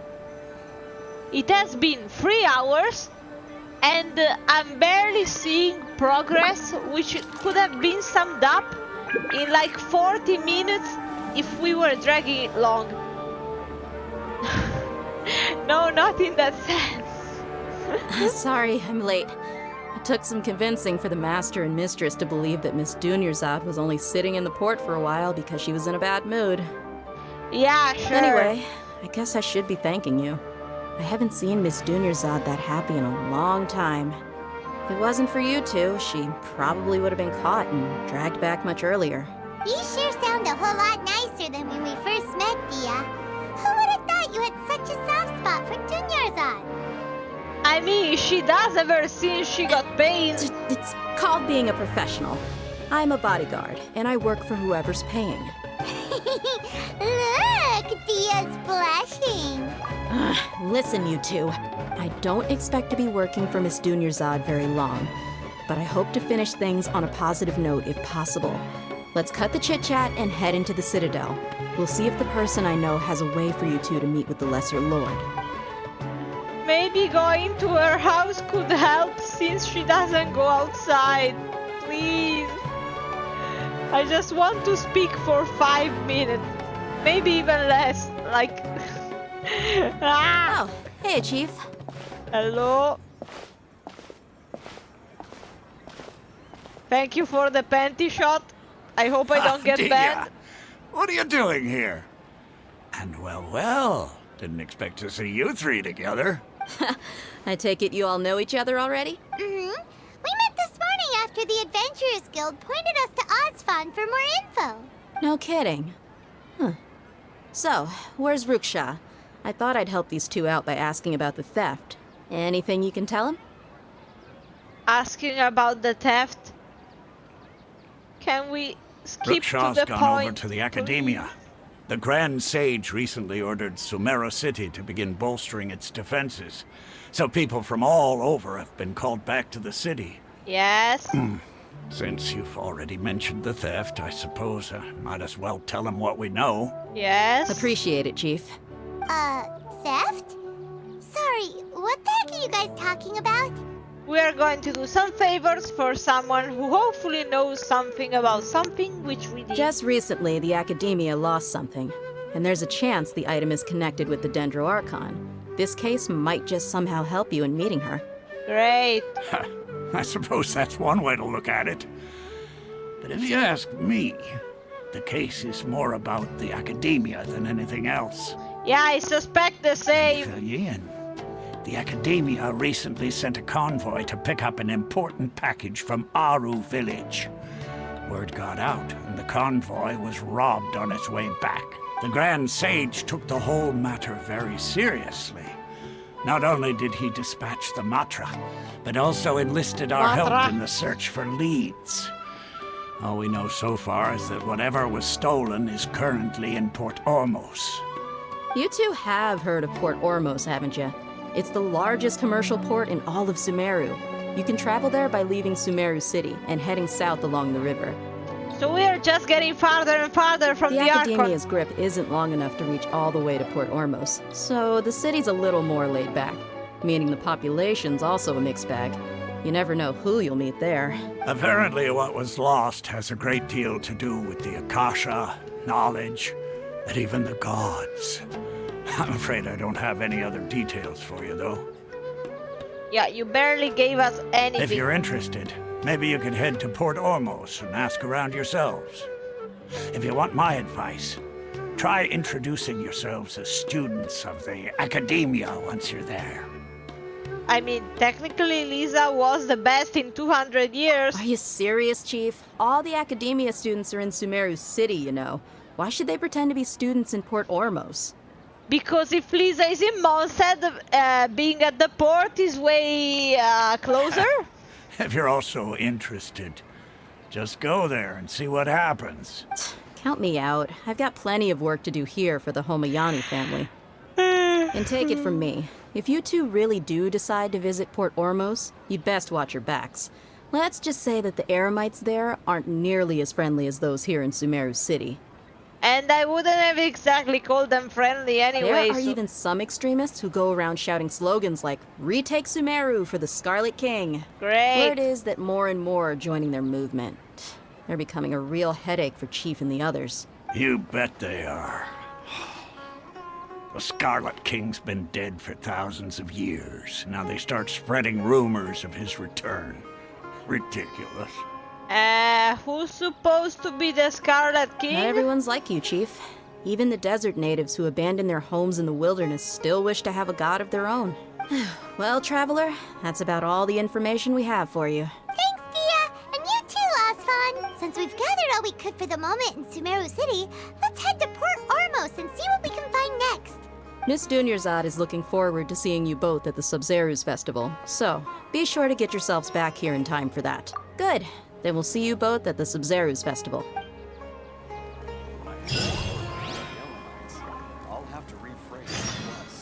Are you telling me that after 3 hours and almost 15 minutes, I only completed part 1 of part 1? Like, I have no words. Like, I was hoping that I could just, you know, do chapter 1 today at best if I couldn't finish chapter 2. And then finish everything this weekend anyway, okay, with the new Sumeru content. Like,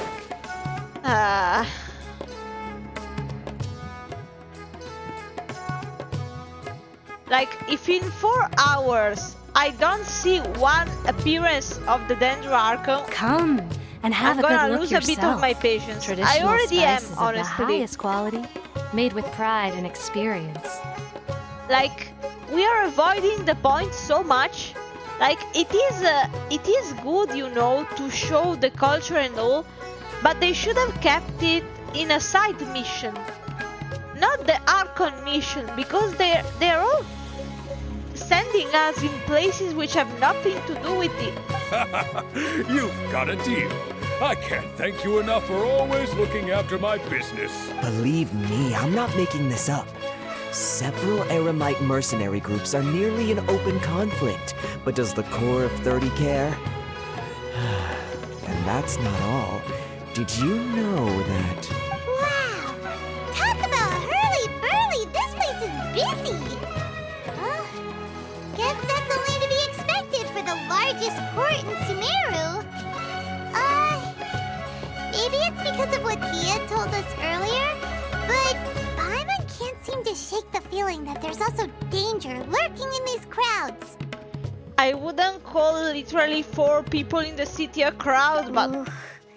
Let's get our bearings so we can start looking for leads. We know that whatever the Academia lost is related to the gods. But other than that, we don't have much else to go on. Have they lost their noses or something? Osfun told us to try posing as Academia students while asking around. Paimon checked the Akasha on the way here, and the Academia doesn't seem to have any research facilities in Port Ormos. Paimon doesn't get it. Won't we look even more suspicious going around saying we're Academia students and asking about the stolen item? I don't think it's the case because we saw, Sumeru students even all the way back to Inazuma, and not only Inazuma but also Sangonomiya, which was even a bit detached, from Inazuma, so I don't think that being here is an issue. Well, given all the people that come through here every day, if there's any information to be found, Paimon bets we could find it in the market. Let's ask around and see what we come up with.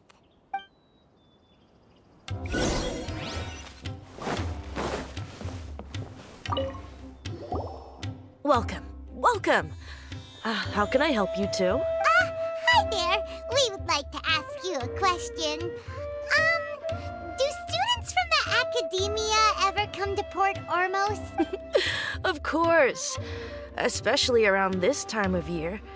Students from Sumeru City that are about to graduate often come to Port Ormos to cut loose a little.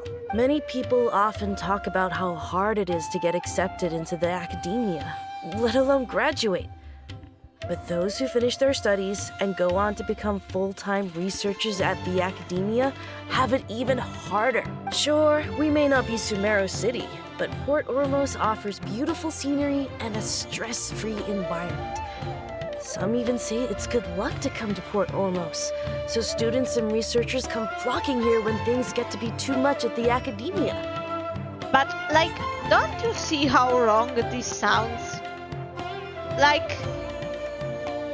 Students, which are supposed to be the most prepared in Ultivet, have it harder. The Academia, an educational establishment, doesn't want people to have knowledge. What the fuck is going on? You see over there? Those are students from the Academia. They've been looking worried and miserable ever since they got here a few days ago. If you ask me, the life of a merchant is better. So long as the Akasha teaches us what we need, then life is good. No, it isn't. Are we in an Orwell novel of something? Those students seem to be discussing something. Let's see if we can listen in.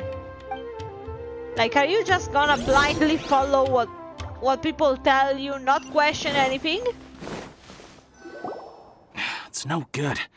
I've tried asking around, but I haven't been able to learn anything useful. I relate. Not to mention that a bunch of scary-looking Eremite mercenaries have been posted along the streets now. There's been a lot of fighting between the different Eremite factions in Port Ormos. If we choose to move on our own, then it would be wise to steer clear of them. Especially the group that's constantly shouting some stuff about the Scarlet King and some resurrection. I've even heard that the Citadel of Regzar is starting to get fed up with them. What was that group called again? Ein something or other? They're called Ein El Akhmar. Today, I heard that the thing we're after might be in their possession at the moment. Oh, are we looking for the same thing? Wait, come again? Don't you see? Many of the Eremites in Port Ormos deal with trading this kind of thing. They're usually pretty wary of outsiders, but not so with students of the Academia. It's because the kind of goods that students are looking for aren't the kind of goods that Eremites are after. As long as they know you're a student, then deals can be made. I've heard that Ein al-Hakmar likes to set up shop at the Jafar Tavern. Supposedly, if you're willing to part with 500,000 Mora, they'll give you info on anything. Well, 500,000 still isn't a sum that you can come by just any day. Wait, did you say 500,000? If information alone costs that much, then how could we ever afford to buy what we're looking for? I guess we might as well give up on trying to graduate this way. I wouldn't worry too much. Our field of research is very niche. Who else could possibly be after that kind of shady knowledge? I bet it's practically worthless to anyone aside from us. Oh, I guess that makes sense. Then the only thing left for us now is to find a way in. Why don't we all just pool our money together and pay for the information? Whoa! Did you hear that? A niche field of research and shady knowledge? It all sounds pretty suspicious to Paimon. Is knowledge something people just buy and sell like that? Especially because wasn't the motto of Sumeru like knowledge is a means of trade in itself because it cannot be compared to Mora in any way? So, what's your plan? Wait, didn't you hear what they just said? Buying information is going to cost us 500,000 Mora! Have you lost your mind? Oh, alright. Paimon never thought she'd agree to parting with that kind of Mora. But if you know what you're doing, then we should give it a shot. Who's this? I cannot right now.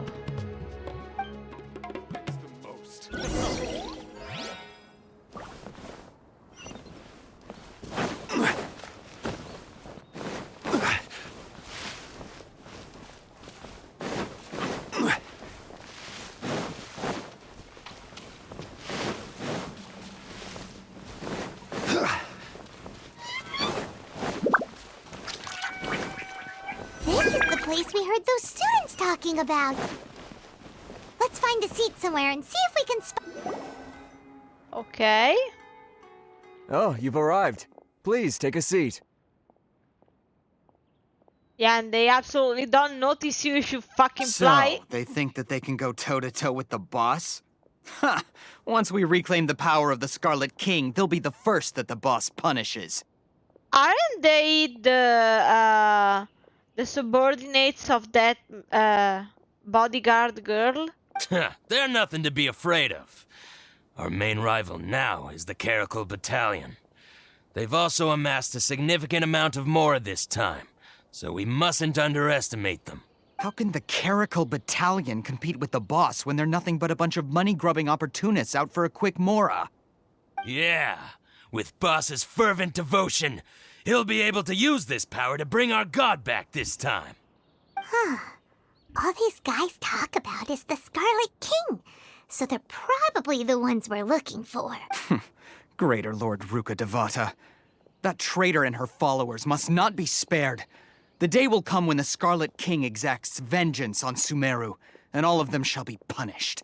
Are they like the people in Liyue who were bitter about the God of Salt being forgotten, and they had hoped she survived instead?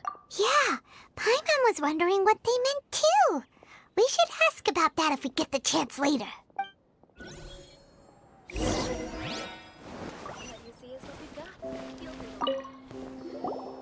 Huh? Who are you? What do you want? A traveler?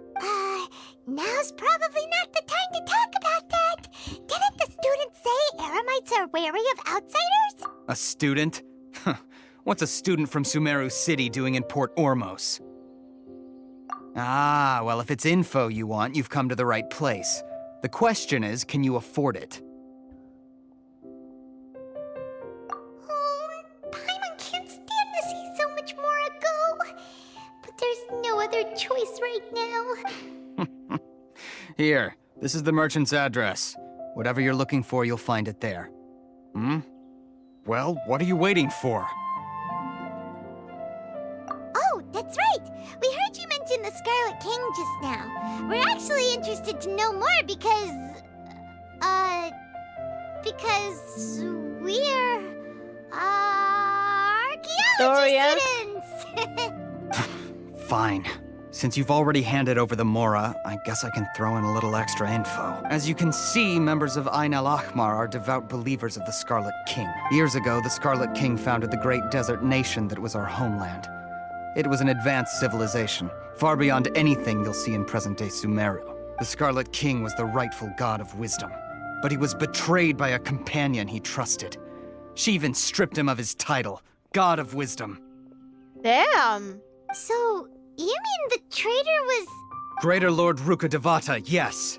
That shameless wretch destroyed the Scarlet King's civilization, and our ancestors were forced to flee to this land where we were made to suffer the tyranny of our enemies. Furthermore, she conspired with the Academia to cover up the truth of her actions, and create the merciful and benevolent facade for which she is now known.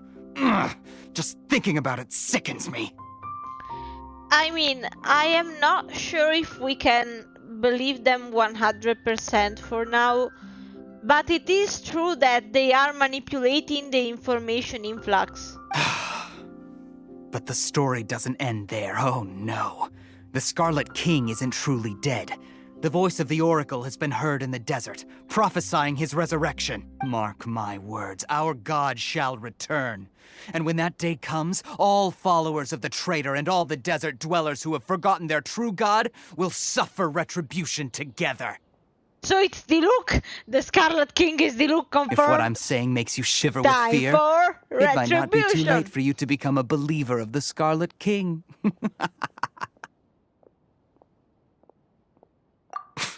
I don't have anything to say to you Academia people about that. I think this conversation has reached its end. Not just yet. This man is a fraud. Huh? Hello?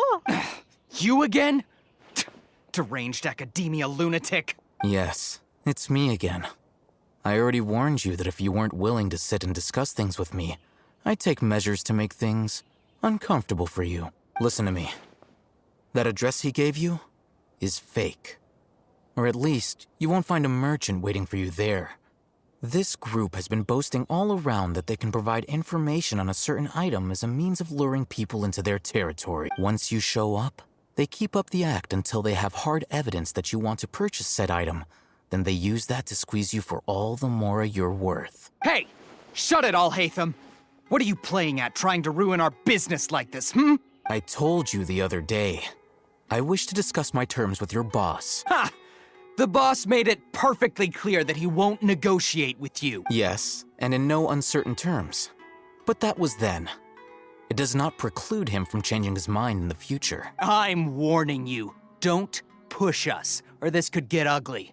We don't usually get rough with people from the Academia because it just complicates things.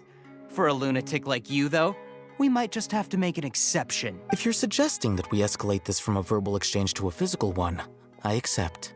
After all, even the Archons used war to negotiate the ownership of Tevat. If, on the other hand, we can't agree on any means of negotiation at all, then I'm afraid my next course of action will sting a little more than the mere falling through of a few business deals. I will jeopardize the Eremite's reputation, which I know you value above all else. I am quite confident that if I began to take such action, your boss would willingly approach me himself.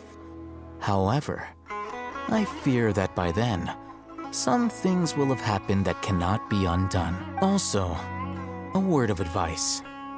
I suggest you tell your boss exactly what happened here today. Otherwise, he might blame you for not telling him in the future. What did you say? Consider this. Have I ever failed to follow through on my word in the past? This guy is really out of his mind. Okay then. If you really have a death wish, let's meet a week from today. The pier in front of the Pharos Lighthouse, 4 o'clock in the afternoon, sharp. Don't expect us to hold back.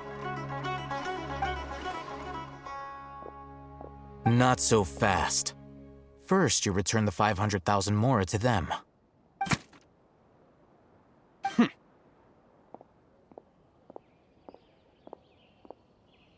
Please, I beg you, don't provoke them.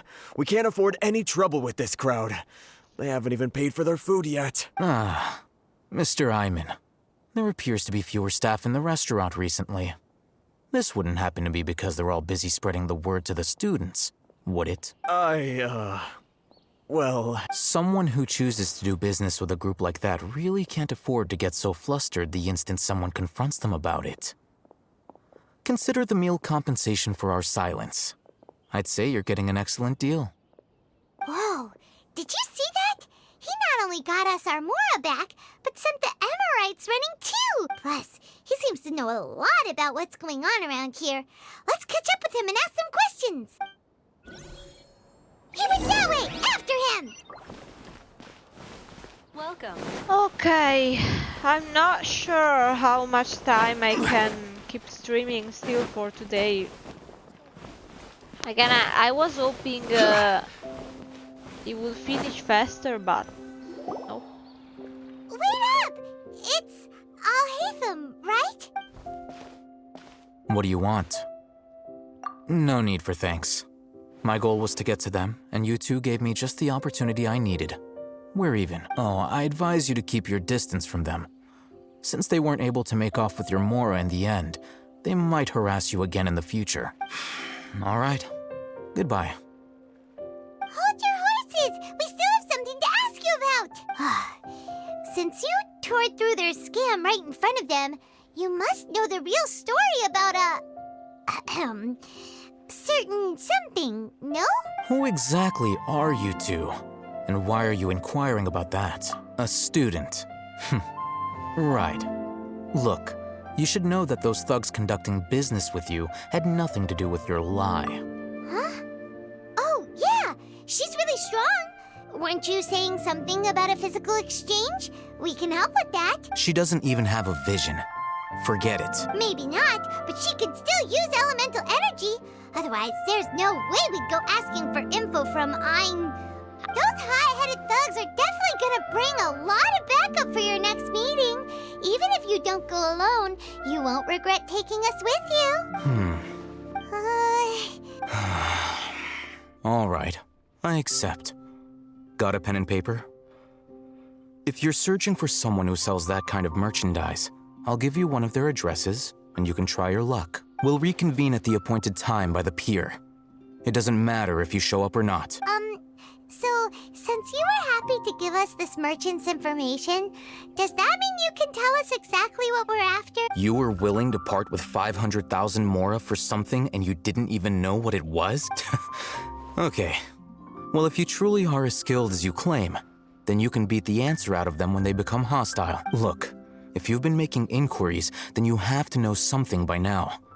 Tell me what you know so far, so I don't waste time repeating information. We know it's connected to the academia somehow, and that not only do the Eremites deal in it, but some students want to get a hold of it too. You know almost everything there is to know, but you're unable to compile this information because you've never seen the object before. This is what you've been looking for. A butt plug? Huh? Paimon can't tell what it is. It looks like some kind of ornament. This is a knowledge capsule. To put it simply, it's a vessel that can store a fixed quantity of canned knowledge. It's like a miniature Akasha. Anyone who links it to their personal Akasha terminal instantly becomes privy to its contents. Correct. Anyone. Unlike the Akasha, which heavily regulates who can access what information, knowledge capsules confer their contents without any requisites. Well, great. That's amazing. It's essentially a convenient and harmless vestibule for knowledge. Unfortunately, it's illegal in Sumeru to privately possess or trade them. They were created as a means for scholars to transfer knowledge gained from Irminsul into the Akasha, and are intended to be destroyed immediately after use. But despite strict regulations, some of these knowledge capsules will always escape destruction. After all, there will always be those in this world who are dissatisfied with life as designed for them by the Akasha and wish to change their fate. Rightfully. Over the past century, a wide variety of canned knowledge has been leaked from the academia.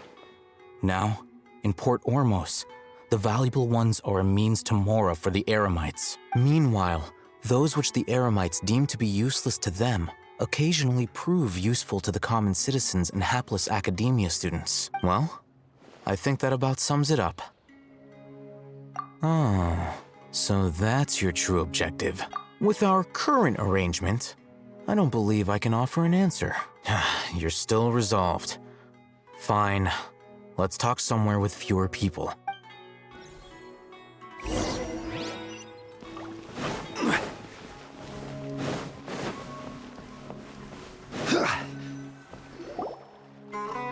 Let's continue our conversation here.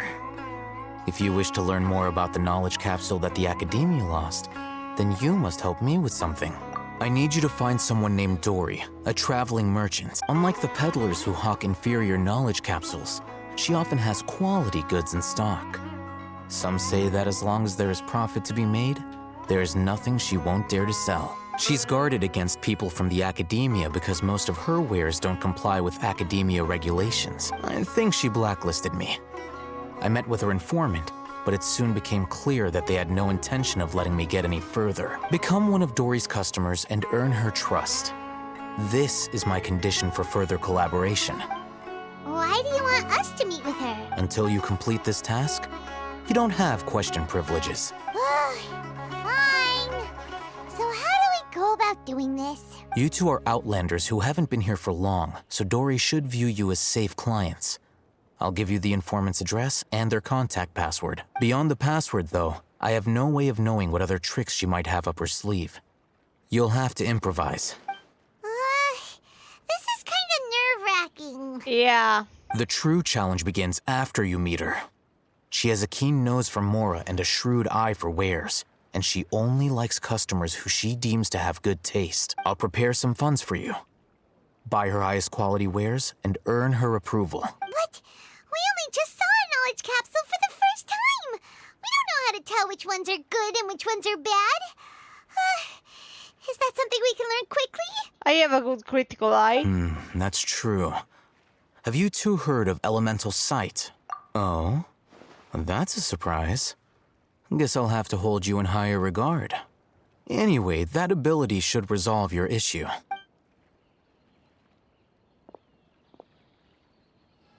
Here are 2 knowledge capsules. Tell me, can you detect any difference in their quality?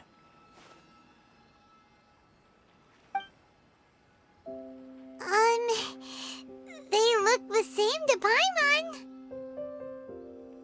Try inspecting them with elemental sight. How'd it go? Did you see anything? Rumor has it that higher quality knowledge capsules generally appear brighter when viewed through elemental sight. That's because knowledge originates from Irminsul, the root of Dendro power itself. The more powerful the knowledge, the richer it is in Dendro energy. However, some canned knowledge with a high concentration of elemental energy is of little use in contemporary times, so those capsules are of little value. Using elemental sight is merely a stopgap measure, but it should suffice for earning Dory's trust. That sounds pretty impressive. Here's a sheet with the informant's location and contact password, and here is the Mora for purchasing canned knowledge. Don't be cheap. You'll need to spend to catch Dory's eye. If there's any Mora left over, just keep it. Oh, and be sure to exercise some caution. There have been Matra present in Port Ormos lately. Your efforts will be for naught if they catch you. Matra? They belong to the Academia's regulatory body. They also handle cases of illegal canned knowledge transactions. Like I said, the Academia has banned both their trade and possession. The Matra are razor sharp. You're in for nothing good if they lock their sights onto you. If you two want to back out, now's the time. Okay, then we have a deal. If you succeed in your dealings with Dory, come find me at the Wikela Funduk. We'll have an open discussion then. Looking at what Alhaitham wrote, Dory's informant is a trader near Old Ormos.